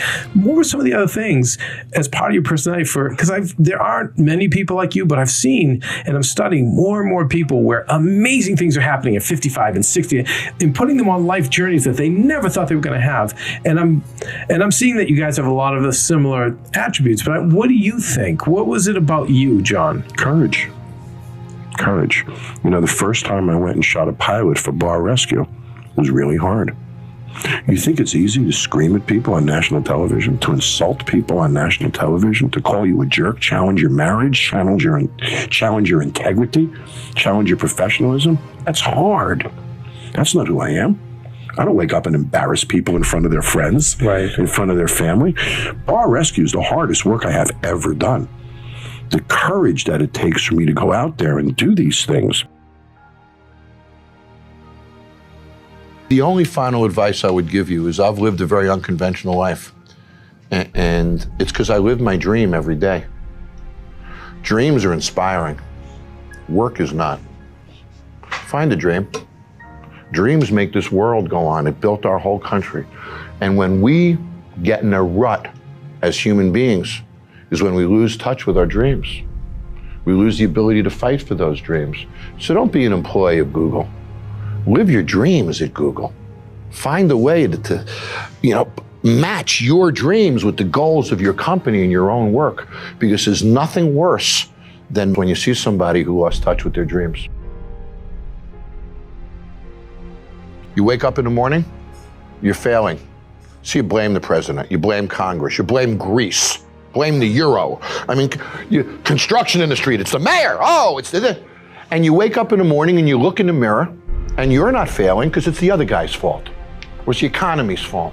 But if you looked in the mirror and said, I'm failing because of me, you wouldn't like it, and you'd change that. And I believe the common denominator of failure in any business is excuses. As long as you wake up and blame poor sales on the economy or an environment, then you have no motivation to make it better, because it's not your fault. But in the worst economic environment 4 or 5 years ago in this country that we've seen in our lifetimes, there were people making a lot of money, weren't there? In the height of that recession, there were people selling advertising, people opening restaurants, people building businesses. Somebody's making money, so the excuse is bull. It's bull. So wake up in the morning and own your failure. Look in the mirror and say, I'm failing because of me, and you won't like it, and then you'll change it. But as long as you don't put it on you, you have no motivation to change it. So in short, if you own your failure, you'll own your success. If you don't own your failure, you'll never dig out. And I find that in any business. Always the common denominator of failure, personally, is excuses. You don't want to be a failure, do you? Not at all. You don't want to look in the mirror and experience that. If you can't blame anybody but yourself, you're going to change. You're going to fight it out. That's the deal. I have a dear friend who works for a large company, and he wants to open a franchise of sandwich stores. So he meets with me. He says, John, I need some advice. Do I leave my long-standing job and benefits and do this? Or do I... So why can't you have your cake and eat it too? Right? Why can't you bring in a partner? Why can't you bring in somebody to do it? There's ways to get there. It doesn't have to be absolute. So if somebody wants to create a second career, create new opportunities in their life, figure out a way to do it without risking what you have. Right? And if you want it enough, you'll figure it out. I BS'd my way into jobs that I didn't have the experience to do and pulled it off. But I had to believe in myself to BS my way into it. And I knew I could figure it out too. Right. And that gave me the confidence to show up at the interview and convince that guy to hire me, because I was convinced myself that I could do it. And that comes across. You got to wake up in the morning and drive revenue, which means you got to have the promotions, the ideas, the energy to elevate a business. You got to be a rainmaker in business, or you're never going to get anyone wet. And when they don't get wet, they dry up and go away. And it's that wetness of a rainmaker that filters down and trickles to everybody's success. You have to drive the energy of revenue to be successful. And when you do, you'll have no expense problems. I drive quality as a leader. My systems maintain quality. Now, with regard to new projects, to me, every new project is a ball. And I have to move that ball every day. So I know, for example, that I have 4 balls on my desk. They might be 5 pads, let's say 5 balls on my desk. They might be 5 different pads, 5 different books, 5 different projects. Every day I'm gonna move those 5 balls. That's the way I live my life. And I can't go to sleep at night if I don't move every one of those 5 balls every day. Sometimes I have 3 balls, sometimes I have 7 balls. But the amount of balls that I accept and put on my desk, every one of them is going to move forward every day, and I become relentless. So I've learned to live my life based upon the progress I make on a daily basis. And I believe that business is defined by what we do every day, every single day. And business is defined by the days that we have. So if you move those 5 balls every day, you can't help but be successful. You will achieve it, but you'll achieve it on a daily basis. It's an interesting concept because you have to think about this. Why is it that you can give someone a sugar pill, a saline injection, or perform some false surgery or treatment, and a certain percentage of those people will accept, believe, and surrender to the thought without any analysis that they're getting the real substance or real treatment. And they begin to program their autonomic nervous system to make their own pharmacy of chemicals that matches the exact same chemical or treatment that they think they're getting. Now, it says a few things. Number one, it's not the external substance that's doing the healing because it's inert. There's some type of innate capacity for the body to heal, and there's some correlation between the mind and the body. So that pill represents possibility for the person. And so if you think about this, when they see the pill, they're conditioned into thinking that that pill can do something good for them. So in a depression study, for example, 3 out of 4 people that are taking a placebo in a depression study get better. Now that's 75%. Which means that when that person sees the pill represents hope or possibility for them. They begin to select a new idea, a new thought, that they could be better, a possibility. It's called a clear intention. Some people will begin to become inspired, enthusiastic, excited, and when you combine that clear intention with an elevated emotion, you are changing a person's biology from living in the past to living in the future. And they begin to make their own pharmacy of antidepressants that begins to help them. Now, it's not a one-shot deal, because in those studies, for example, the person who's taking the placebo has to take that pill for 6 weeks or 8 weeks. So every day, then, they're reminding themselves of a new future reality. And that pill represents a symbol. It represents a symbol of hope, a symbol of possibility. And instead of them relating to themselves in a limited way, that they have to resign to the idea that they can't think greater than how they feel, in a depression study, or feelings have become the means of thinking, they're actually changing their physiology by thought alone.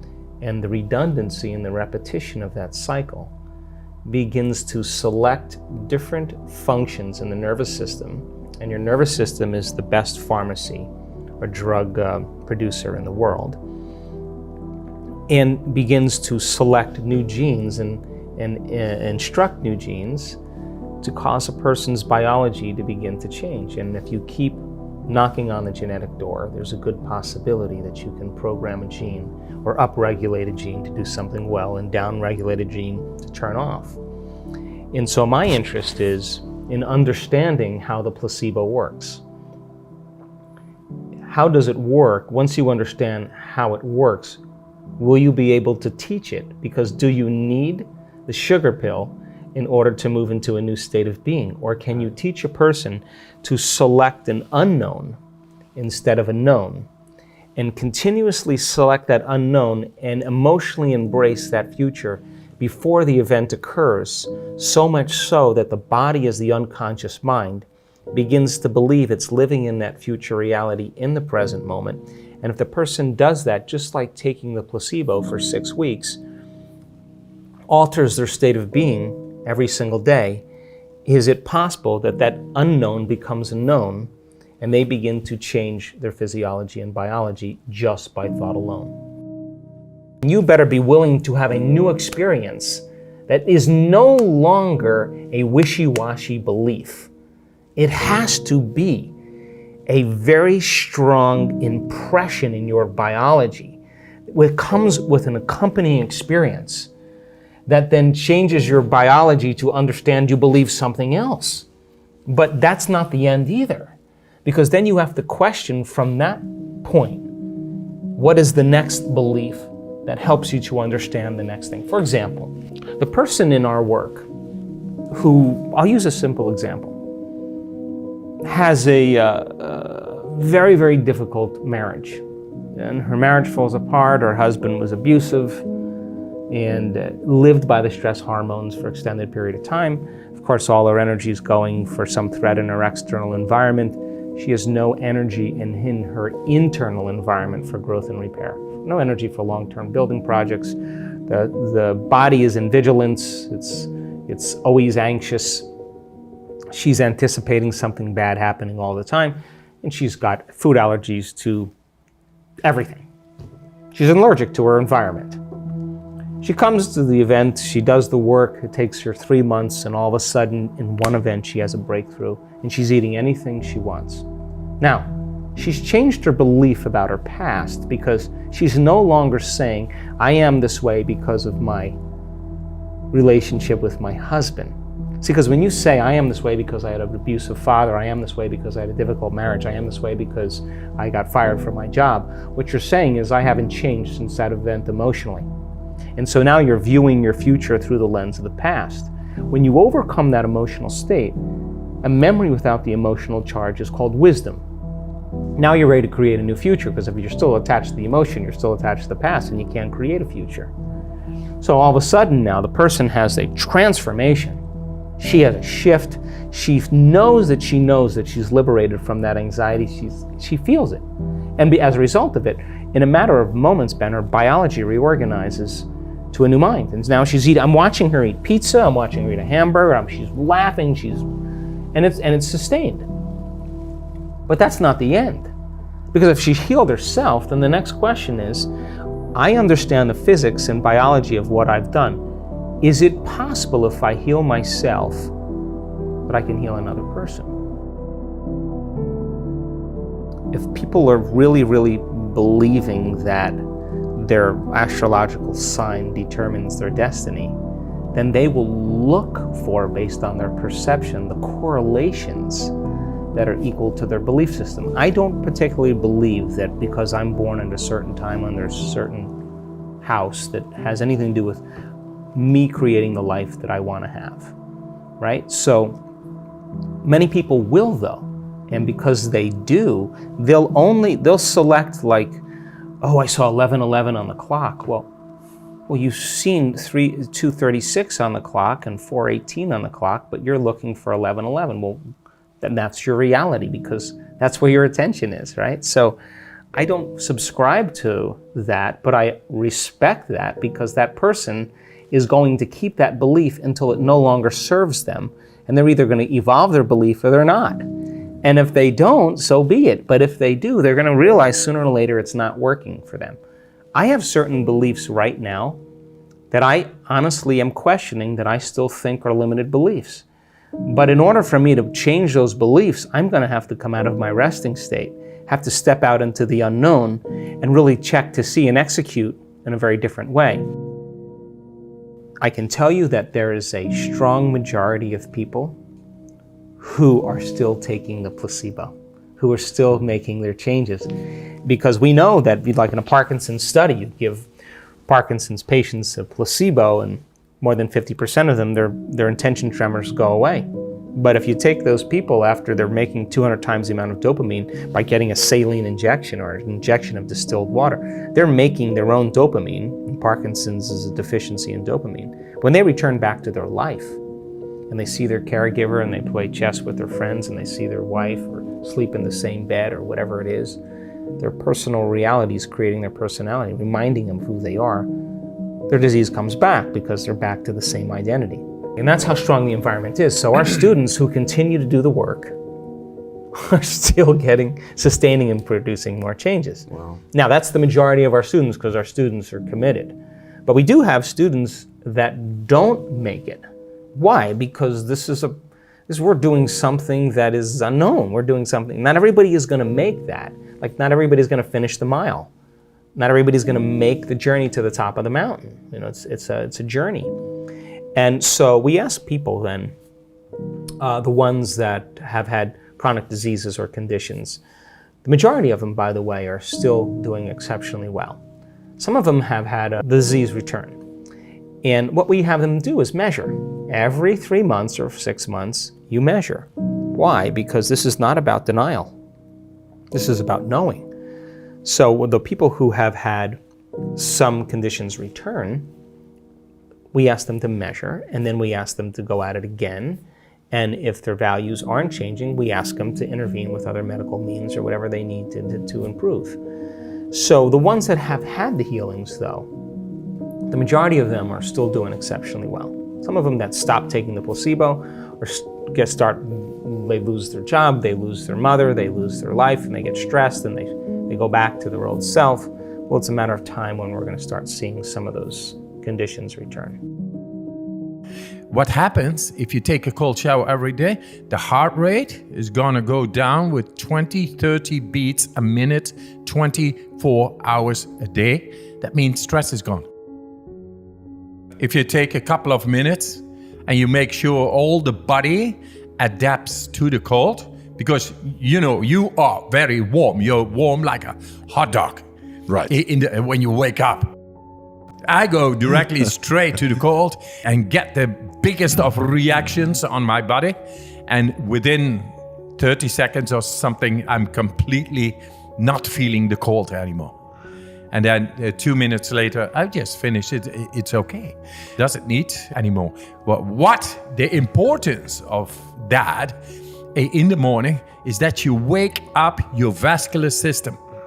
And your vascular system is like 2.5 times the world around in the length of the veins, arteries, and capillaries. Everybody has it. And it contains millions of little muscles. And they are trained if you go in and adapt to a cold shower a day. And that way, your vascular system is optimized. And then your heart doesn't need to pump so much, because all these millions of little muscles, they help the blood flow go through. And work with each other. Yes, it's one closed system, and the originator is the heart. What happens if you take a cold shower every day? The heart rate is gonna go down with 20, 30 beats a minute, 24 hours a day. That means stress is gone. This is what we do. It's a hormetic exercising, hormetic stress exercising is a cold shower. Cold shower a day keeps the doctor away. What happens more is that the blood flow runs much better through the system. The nutrients, vitamins and minerals and oxygen, they get better to the cells. It produces more energy. That's why everybody feels so energized directly after the cold shower, because the system is getting better into feeding all the cells of ours, which makes up molecules, which is energy. You feel more energy. Now, because my vascular system is really trained, I just take the cold shower. And when I take my ice bath, which is even more colder, I say to the people, I recommend 2 minutes, but then very soon you are able to go 5 minutes. And today, you and me, we go for 10 minutes because we're gonna set our mind. The power of the mind is amazing. This is what I've been showing in the last study, to be able to make my skin temperature not going down while ice water gets on the skin just by using the mind. Isn't that amazing? And that means we are able to make stress go away just by using our mind. And this is the result after so much training and exposing myself into the cold, that I've learned to awaken direct connections in the brain that enables me, just by thought, to make the difference in my body whenever there is stress. And that stress could be emotional, physical, bacterial, virus stress, mental stress, daily stress, stress and congestions. Stress is stress! And you are able, just by using your mind, to deal with that type or any type of stress. That is the message. You got oxidative stress and hormetic stress. Oxidative stress is negative. That means that things you cannot handle, and they get into the cell mechanisms, and they have an absolute negative influence on the cell mechanisms and the mechanics and the telomeres, the longevity, the cell division, the DNA, and it produces wrong genome expressions, which makes you sick or even cancer in the end. Stress is like an attack on our healthy mechanisms. And if we learn how to deal with stress, the healthy mechanisms stay healthy. That's the whole trick. And this is what we do right now in San Francisco, with 140 people, with the top researchers on the DNA, to show how to protect the cell by exercising, the cold showers and the breathing exercises. They are into positive stress activation, which is hormetic stress, and that makes the cell protected by proteins around the cell, like little guards, like little warriors who fend off viruses, bacteria, inflammation, and oxidative stress.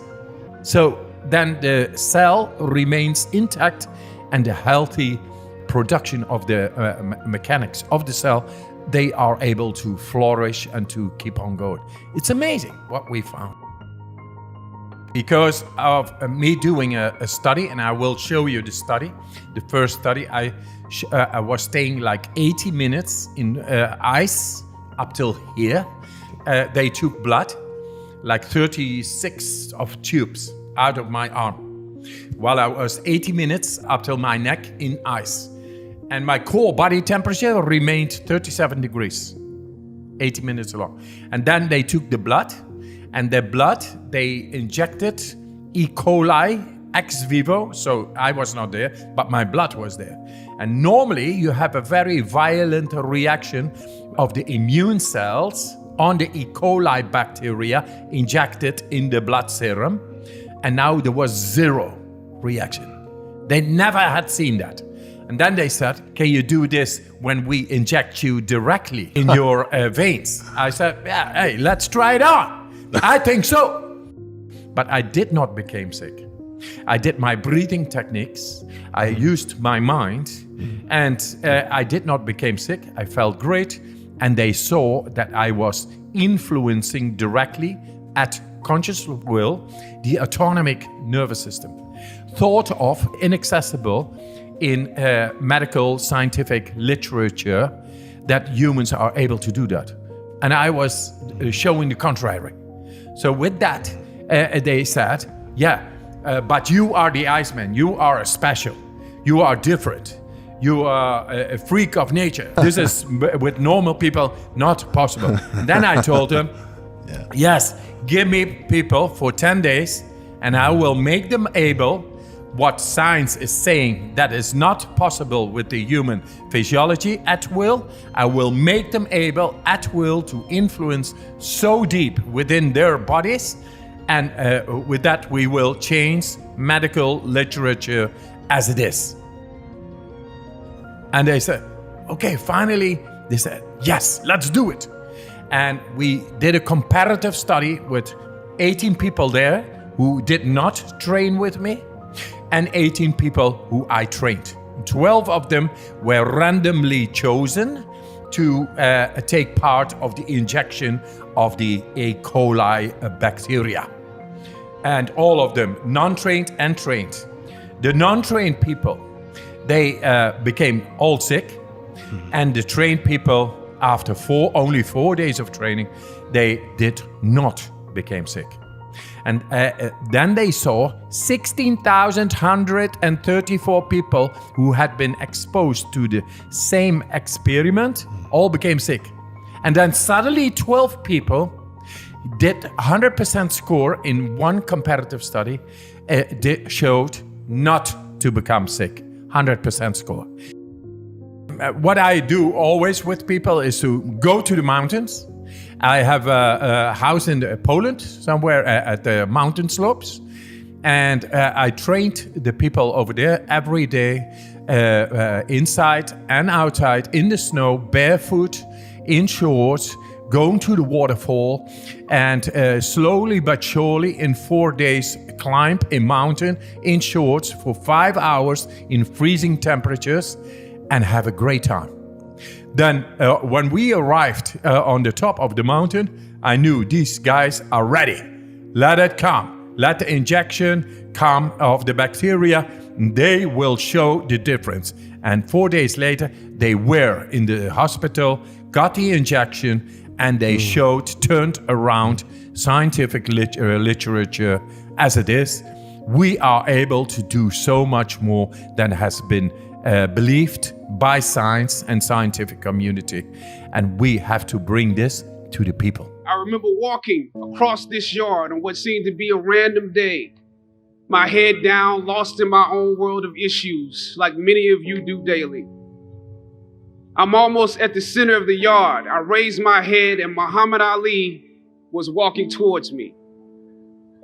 Time seemed to slow down as his eyes locked on mine and opened wide. He's raised his fist into a quintessential guard.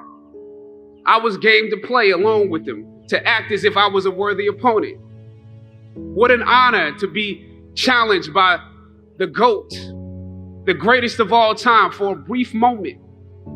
His face was as serious as if I were Frazier in the Thriller in Manila.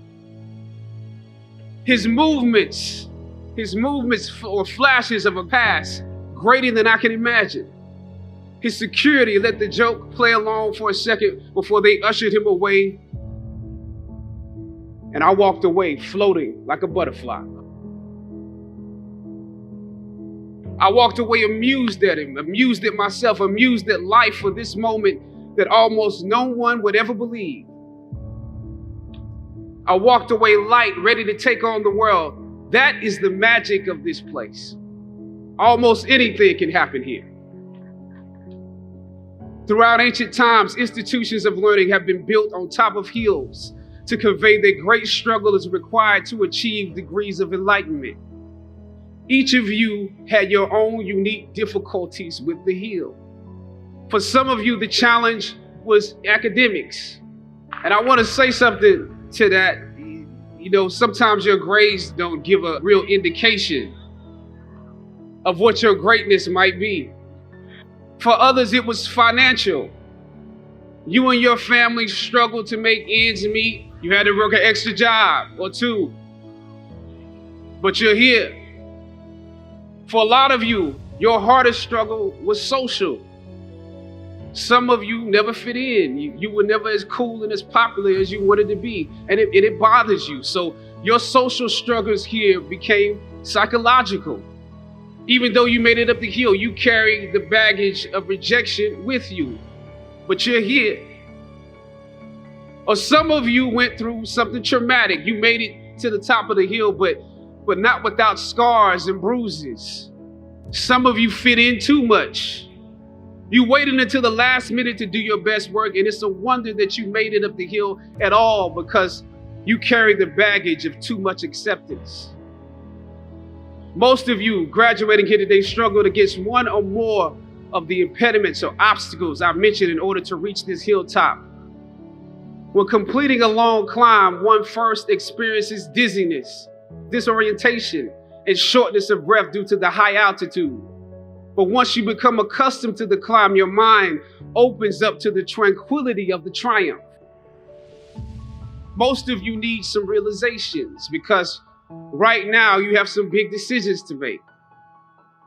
Right now, I urge you, in your breath, in your eyes, in your consciousness, invest in the importance of this moment and cherish it. I know some of you might have partied last night.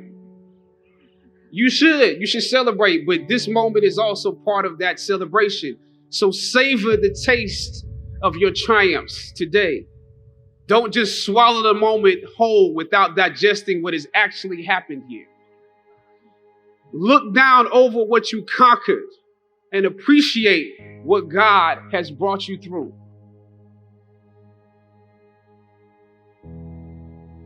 I was on a roll when I entered the system of entertainment, theater, television, and film. In my first New York audition for a professional play, I landed the lead role. From that play, I got my first agent. From that agent, I got an on-screen audition. It was a soap opera. It wasn't Third Watch. It was a soap opera on a major network. I scored that role too. I felt like Mike Tyson when he first came on the scene, knocking out opponents in the first round. With this soap opera gig, I was already promised to make 6 figures, more money than I had ever seen. I was feeling myself. But once I got the first script, and with soap operas, you very often get the script the night before and you shoot the whole episode in one day with little to no time to prepare. Once I saw the role I was playing, I found myself conflicted. The role wasn't necessarily stereotypical. A young man in his formative years with a violent streak pulled into the allure of gang involvement. That's somebody's real story. Never judge the characters you play. That's what we were always taught. That's the first rule of acting. And any role play, honestly, can be empowering. But I was conflicted because this role seemed to be wrapped up in assumptions about us as Black folk. The writing failed to search for specificity.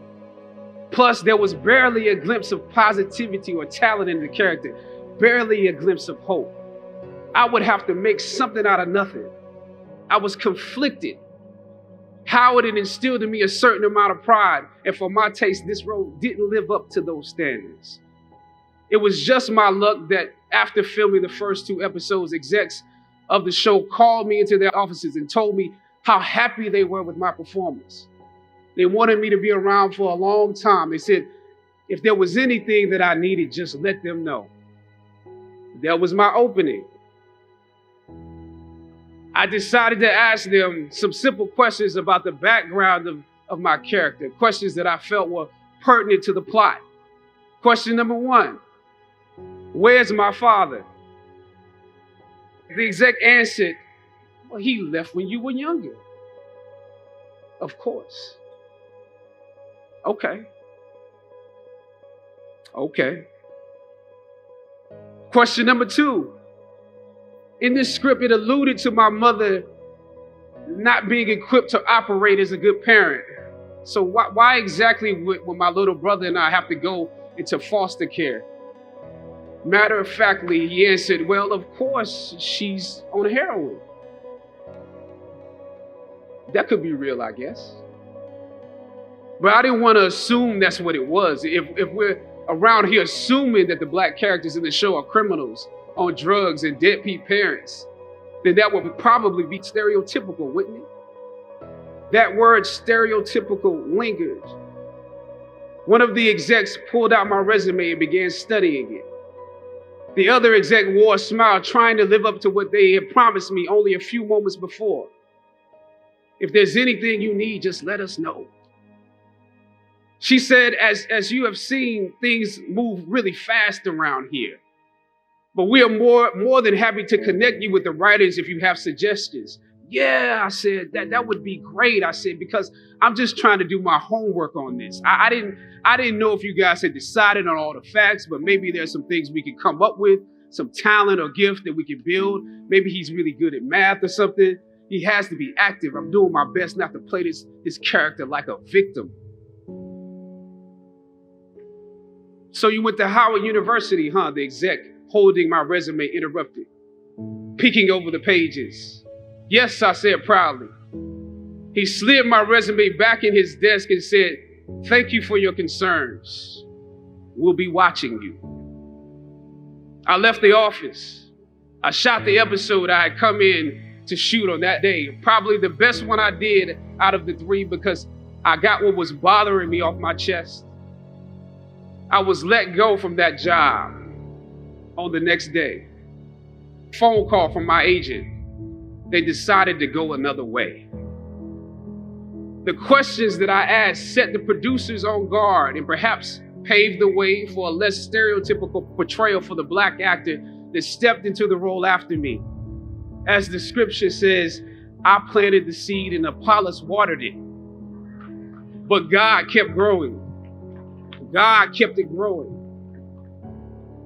Yet and still, when you invest in a seed, watching it grow without you, that is a bitter pill to swallow. A bitter pill. Anybody that's ever been fired knows what I'm talking about.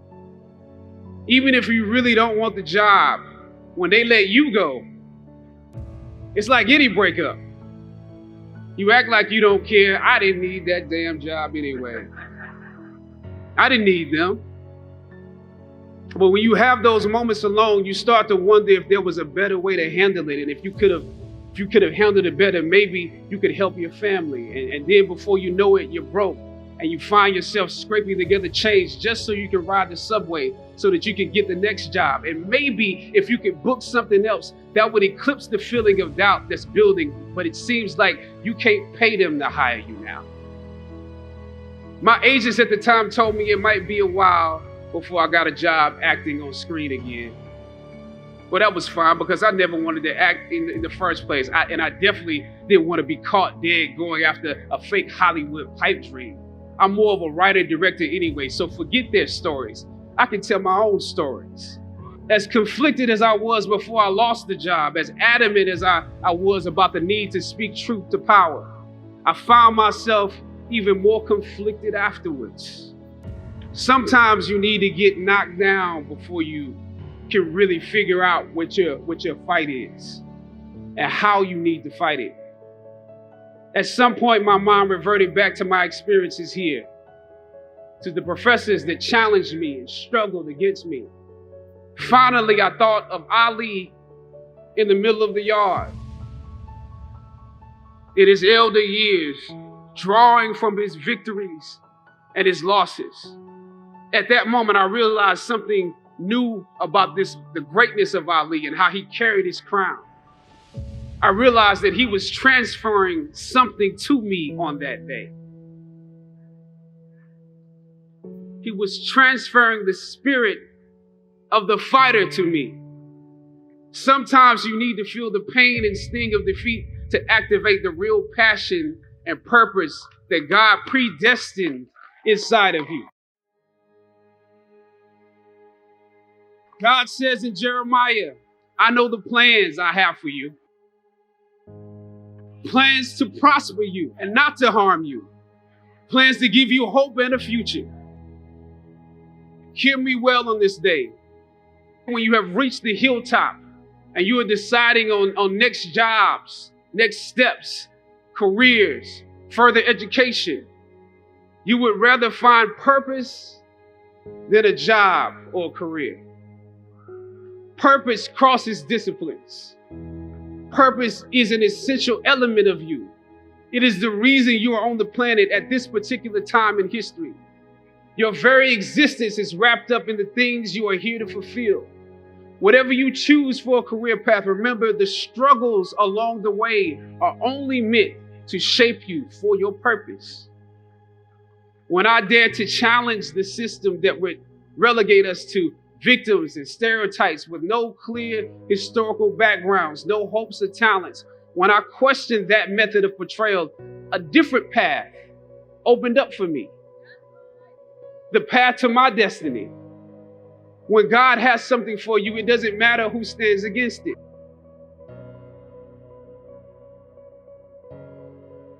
God will move someone that's holding you back away from a door and put someone there who will open it for you.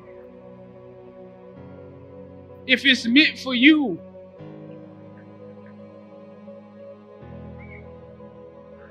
I don't know what your future is, but if you're willing to take the harder way, the more complicated one, the one with more failures at first than successes, the one that has ultimately proven to have more meaning, more victory, more glory, then you will not regret it. Now, this is your time.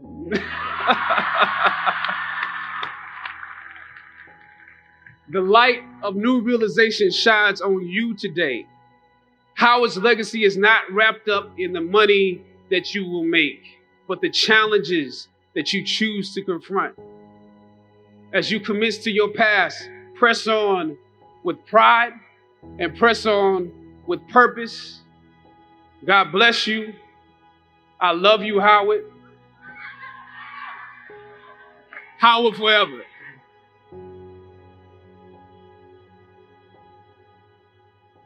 I mean, the technology is great. You know, it's lots of fun, very helpful, makes a lot of things easy. But like anything in the world, there is too much of a good thing, you know? And I think one of the things we don't talk about is what is the balance of technology in our lives. And I would argue that for many of us, it's out of balance. We know that the chemical dopamine is released whenever we get a bing, buzz, flash, or beep from our phone or email, right? So dopamine is the exact same chemical that's released in alcohol, nicotine, and gambling, right? In other words, it can be addictive if left unbalanced. A little alcohol is great. Too much alcohol, not so great. Gambling is fun. Too much gambling, really bad, right? Technology is wonderful. Too much technology can be very destructive and destroy our relationships, like all addictions destroy our relationships, right? And so one of the things we're not considering is what is the right balance. If you wake up in the morning and you check your phone before you say good morning to your spouse, that's a problem, right? If you have phantom beeps, that's a problem. That comes from something, right? If you find yourself incapable of getting through a day without needing to check, that's a problem, right? Now, where it gets really dangerous is with kids, millennials. Some of them aren't kids anymore. Right. So almost all alcoholics on the planet discovered alcohol when they were children. When we're very, very young, the only thing we need is the approval of our parents, right? When we go through adolescence, we now need approval from our peers. Frustrating for our parents, very important for us because it allows us to acculturate outside of our immediate families into the larger group, right? Very stressful time, and we're supposed to learn in this time of anxiety to rely on our friends, to reach out to our friends for help. That's what we're supposed to learn. Some people, quite by accident, discover alcohol. And then they learn the numbing effects of dopamine actually help them get through the stress of adolescence. This connection, unfortunately, becomes hardwired. And so for the rest of their lives, when they face any kind of financial, career, or social stress, they don't turn to a person, they turn to the bottle, right?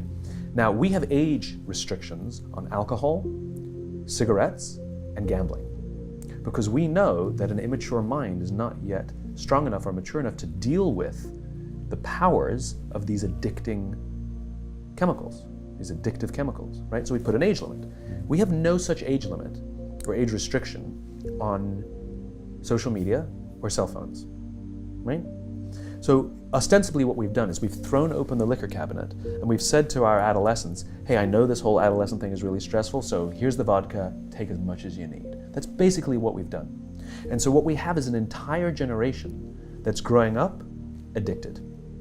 And like all addicts, they haven't learned the skill set of when they suffer stress to turn to a person.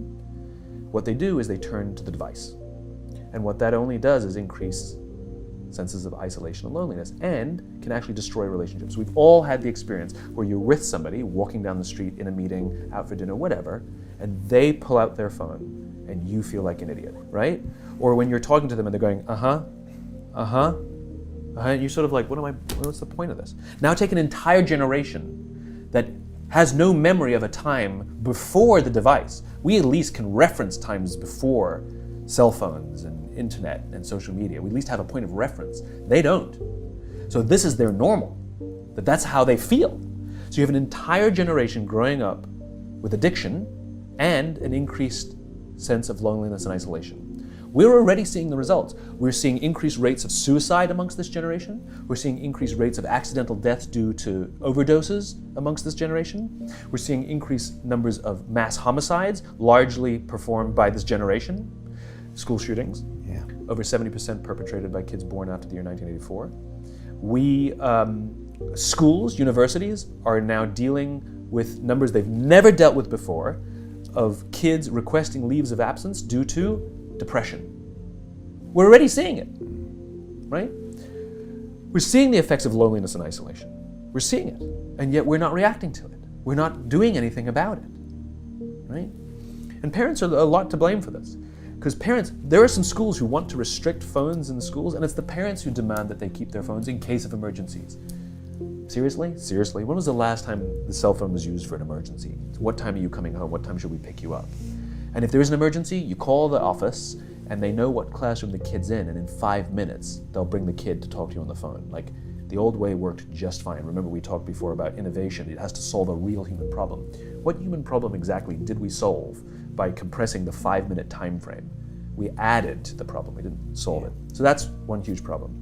So combine that with the fact, so you have an addicted generation that doesn't have the skill set to ask for help. Combined with the fact that they're so good at Facebook and Instagram, they're good at putting filters on everything. So they're good at showing you how smart and strong they are. These kids who commit suicide, you go look at their Instagrams, you would have no clue that they were depressed because they're happy and they're star athletes, right? You'd have no clue because they're really good. So when we say silly things like, my door is always open, you're assuming they have the courage to come in. Combined with the fact that they're subject largely, not all, but too many, to a failed parenting strategy. Because their parents told them they were special, they could have anything they wanted, they could be anything they want, they got medals for coming in last, which by the way we know doesn't work. It devalues the medal for the one who comes in first, and the one who came in last, it makes them feel stupid because they know they didn't deserve it, right? The kids got into honors classes not because they deserved it, but because the parents complained. And some of them got good grades not because they earned them, but because the teachers didn't want to deal with the parents. And then the kids graduate college, and they get a job, and in an instant, they find out they're not special. They don't get anything for coming in last. Their parents can't get them a promotion, and you can't have whatever you want just because you want it. And in an instant, their entire self-image is shattered. And so you have an entire generation growing up with lower self-confidence than previous generations. So you have lower self-confidence than previous generations, combined with an inability to ask for help with things that you're struggling with, and you turn to social media or a device, you keep checking, you count your likes, you count your likes, you count your followers, and if somebody unfriends you, oh my God, it's trauma, right? The way they break up with each other is they just ghost each other, just cut each other out and stop returning texts and returning phone calls, because they don't have the skill set to say, hey, it's not working out, it's not me, it's you, right? There's no closure on things, right? Combined with the fact there's an institutionalized impatience. So they've grown up in a world of instant gratification. You want to buy something, you go on Amazon, it shows up the next day. You want to get in touch with someone, you don't leave a message on their machine and wait 4 hours for them to get the message, you just text them and they get back to you immediately. You want to watch a movie, you just log on and watch it. You don't have to check movie times, right? Everything happens instantly. You want to get a date, swipe right. You don't even have to muster up the courage to go and be like, hey, you don't have to. There you go, got a date, right? And so the problem is, they're accused of being entitled. I don't think they're entitled at all, not at all. I think they're impatient. I keep meeting these fantastic, smart, driven, ambitious, idealistic, fantastic kids who graduated school, they got a job, they want to make an impact in the world, and I go up to them and say, how's it going? And they say, I think I'm gonna quit. I'm like, why? They're like, I'm not making an impact. I'm like, you've been here 8 months. And it's as if they see the summit of a mountain. It's as if they're standing at the foot of a mountain. They can see the summit. They can see the thing they want. I want to make an impact. What they don't see is the mountain, this large, immovable object. You can go up fast. You can go up slow. I don't care. But there's still a mountain. What they don't understand is that life, that relationships, and career fulfillment are a journey. There's no app for that. I got nothing. You gotta go through the slow, plodding, annoying, meandering process called career and life. But if they don't get it in 8 months, they go look for it somewhere else. And they don't get it, they go look for it somewhere. It's impatience. And because they don't have the skill set to ask for help, and because they feel lonely, it compounds and compounds. So then we dump them in office environments that are built on theories from the 80s and 90s that prioritizes a number before a person, and no one really cares about their confidence and their personal growth. They're just numbers on a spreadsheet. And so they enter work cultures that don't help them. And the problem is they're entering the workforce at a deficit. I hear from kids, they tell me that they struggle to form deep, meaningful relationships, and the companies don't care. And so it's destructive to them as individuals, but ultimately it'll hurt the companies because more and more millennials are entering the workforce. I believe, to your point about solution, that now the responsibility on companies is even greater than it's ever been before to take care of its people. Because if the environments in which we're asking our youngest workers to work in isn't built to help them, I can't even imagine what the suicide and homicide and just the rates of depression, and accidental deaths due to overdose are going to look like in the future. It's going to reach epidemic proportions. It's already, the statistics are already alarming, and yet nobody's sounding any alarm bells. Parents have to intervene. We have to stop giving our kids free access to social media and phones at young ages. They are not ready for it. Their minds cannot cope with the dopamine. Balance is fine.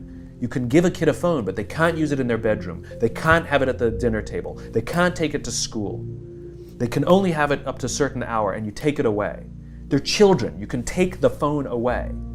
We've got to intervene as parents. But as companies, we now have to deal with the influx of kids that are coming into our companies with addiction. Watch, I see it all the time. Walk through any office. You'll see the older employees have their phones on the sides of their computers as they're working. You'll see the youngest employees have their phones face up in front of their keyboards between their arms as they're working. And this is how they work. And the science is alarming. They did experiments on mice, where they did the multitasking. They put flashing lights to mimic going from the computer to the cell phone, the computer to the cell phone to the TV. The mice that were exposed to the changing lights, it took them 3 times longer to solve a maze than the mice that weren't, and the damage was permanent. It didn't improve when they stopped the lights. And leadership now is even more important. And the leaders now are even more irresponsible. You are responsible for the lives of human beings, and some of these human beings are your children. So okay, you bastard CEO who thinks all the stuff that I talk about is craziness, and you don't have time to make these changes. This is I hear. We don't have time. It's a war out there. I've actually heard executives tell me that. It's a war out there. I don't have time for this leadership stuff. I know guys who go to war, and I'll tell you, it's not a war, what you're going through. You tinker with money.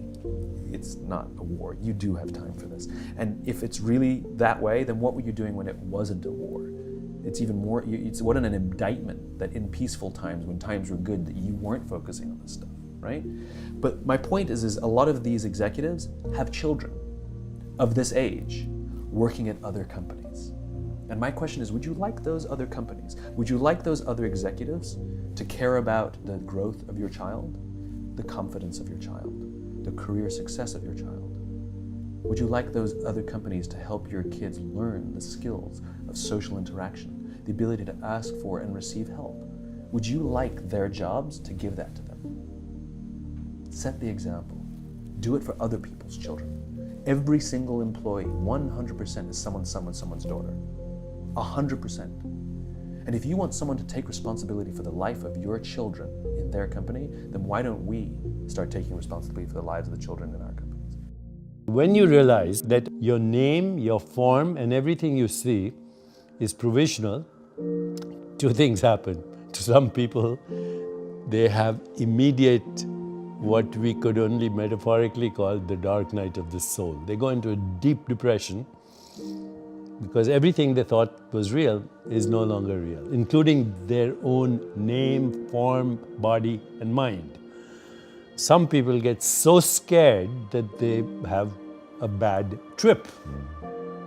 Some people cross that threshold and discover nirvana or enlightenment.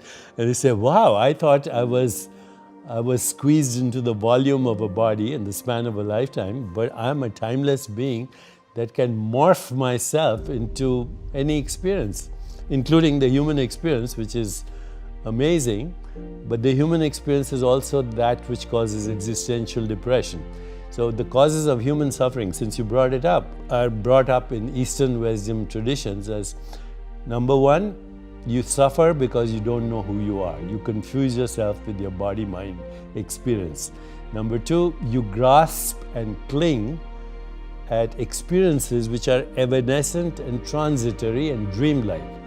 You say, what happened to your childhood? It's over. What happened to yesterday? It's over. What happened to 5 minutes ago? It's over. What happens to these words? By the time you hear them, they don't exist. So, Wittgenstein, the German philosopher, said, we are asleep. Our life is a dream, but once in a while we wake up enough to know that we are dreaming. So what do you wake up to?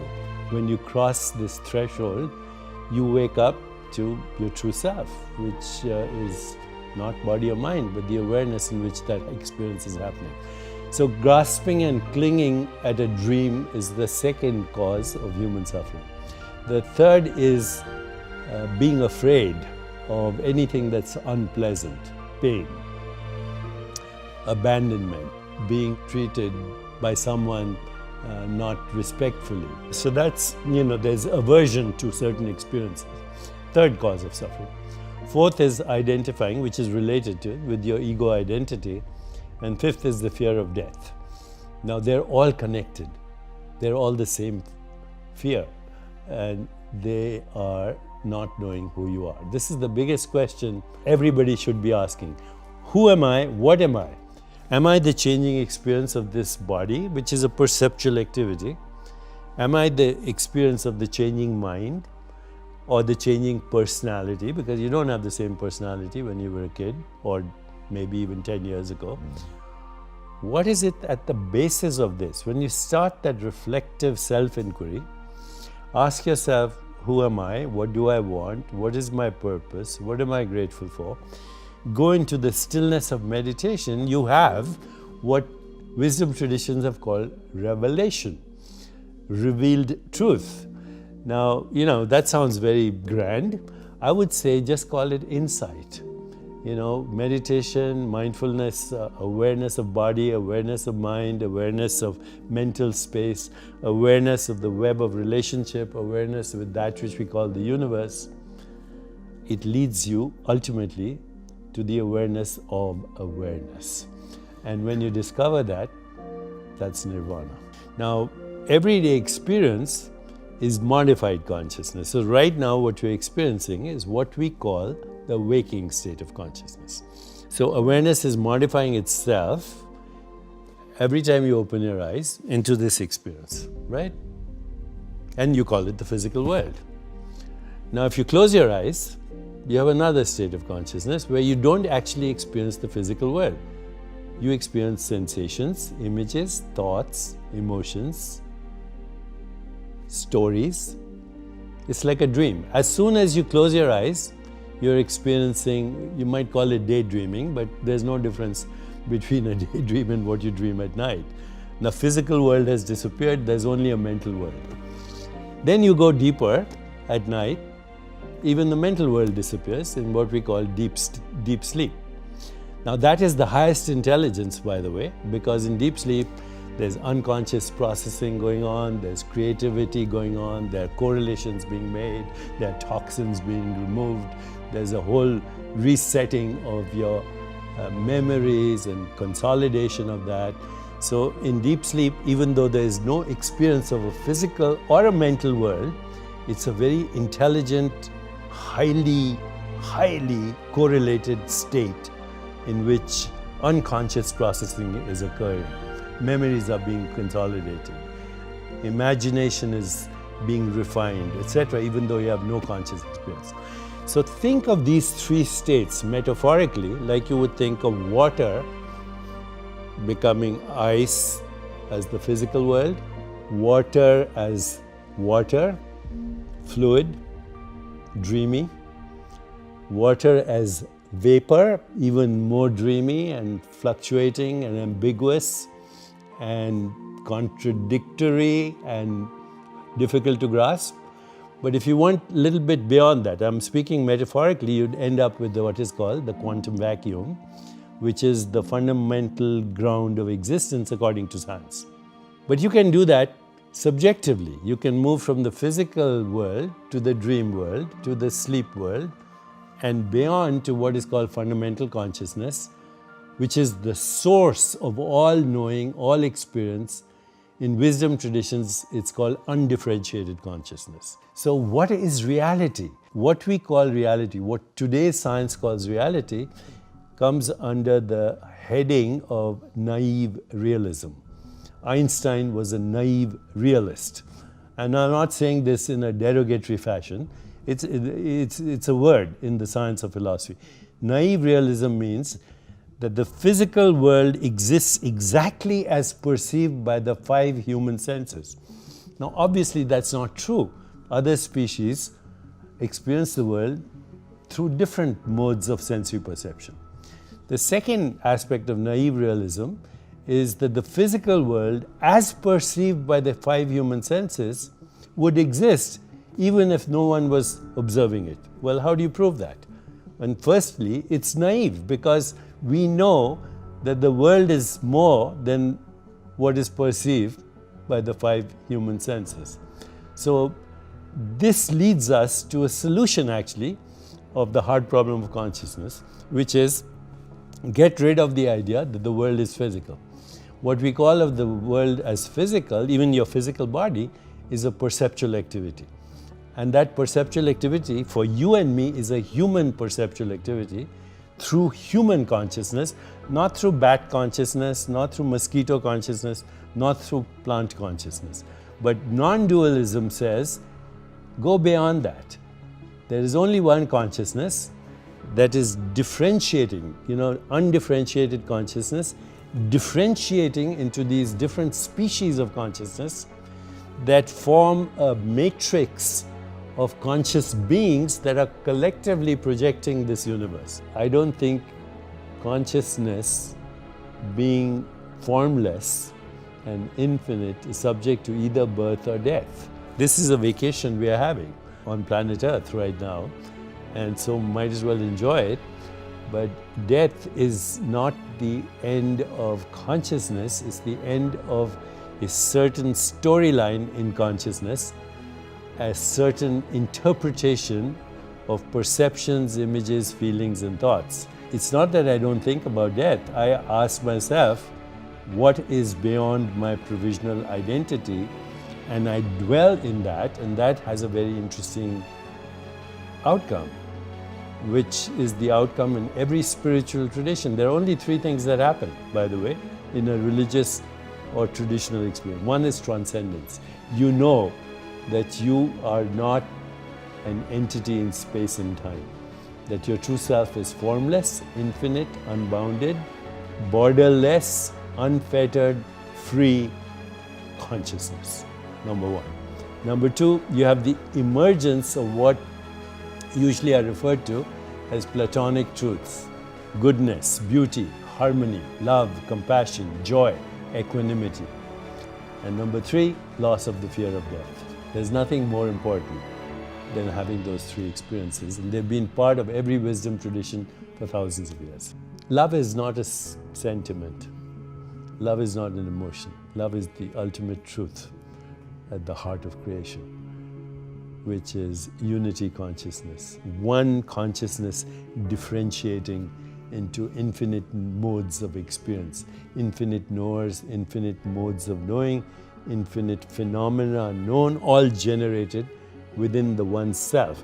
Just like when you were just a fertilized ovum, you were one cell, stem cell, pluripotential cell. It became eyes, it became nose, it became fingernails, it became heart, it became brain. So that one cell differentiated into all these different cells, each with its own modality of experience. Like that, the one mind, or the one consciousness, differentiates itself into what we call the universe, with every species of consciousness knowing the universe in its own unique way.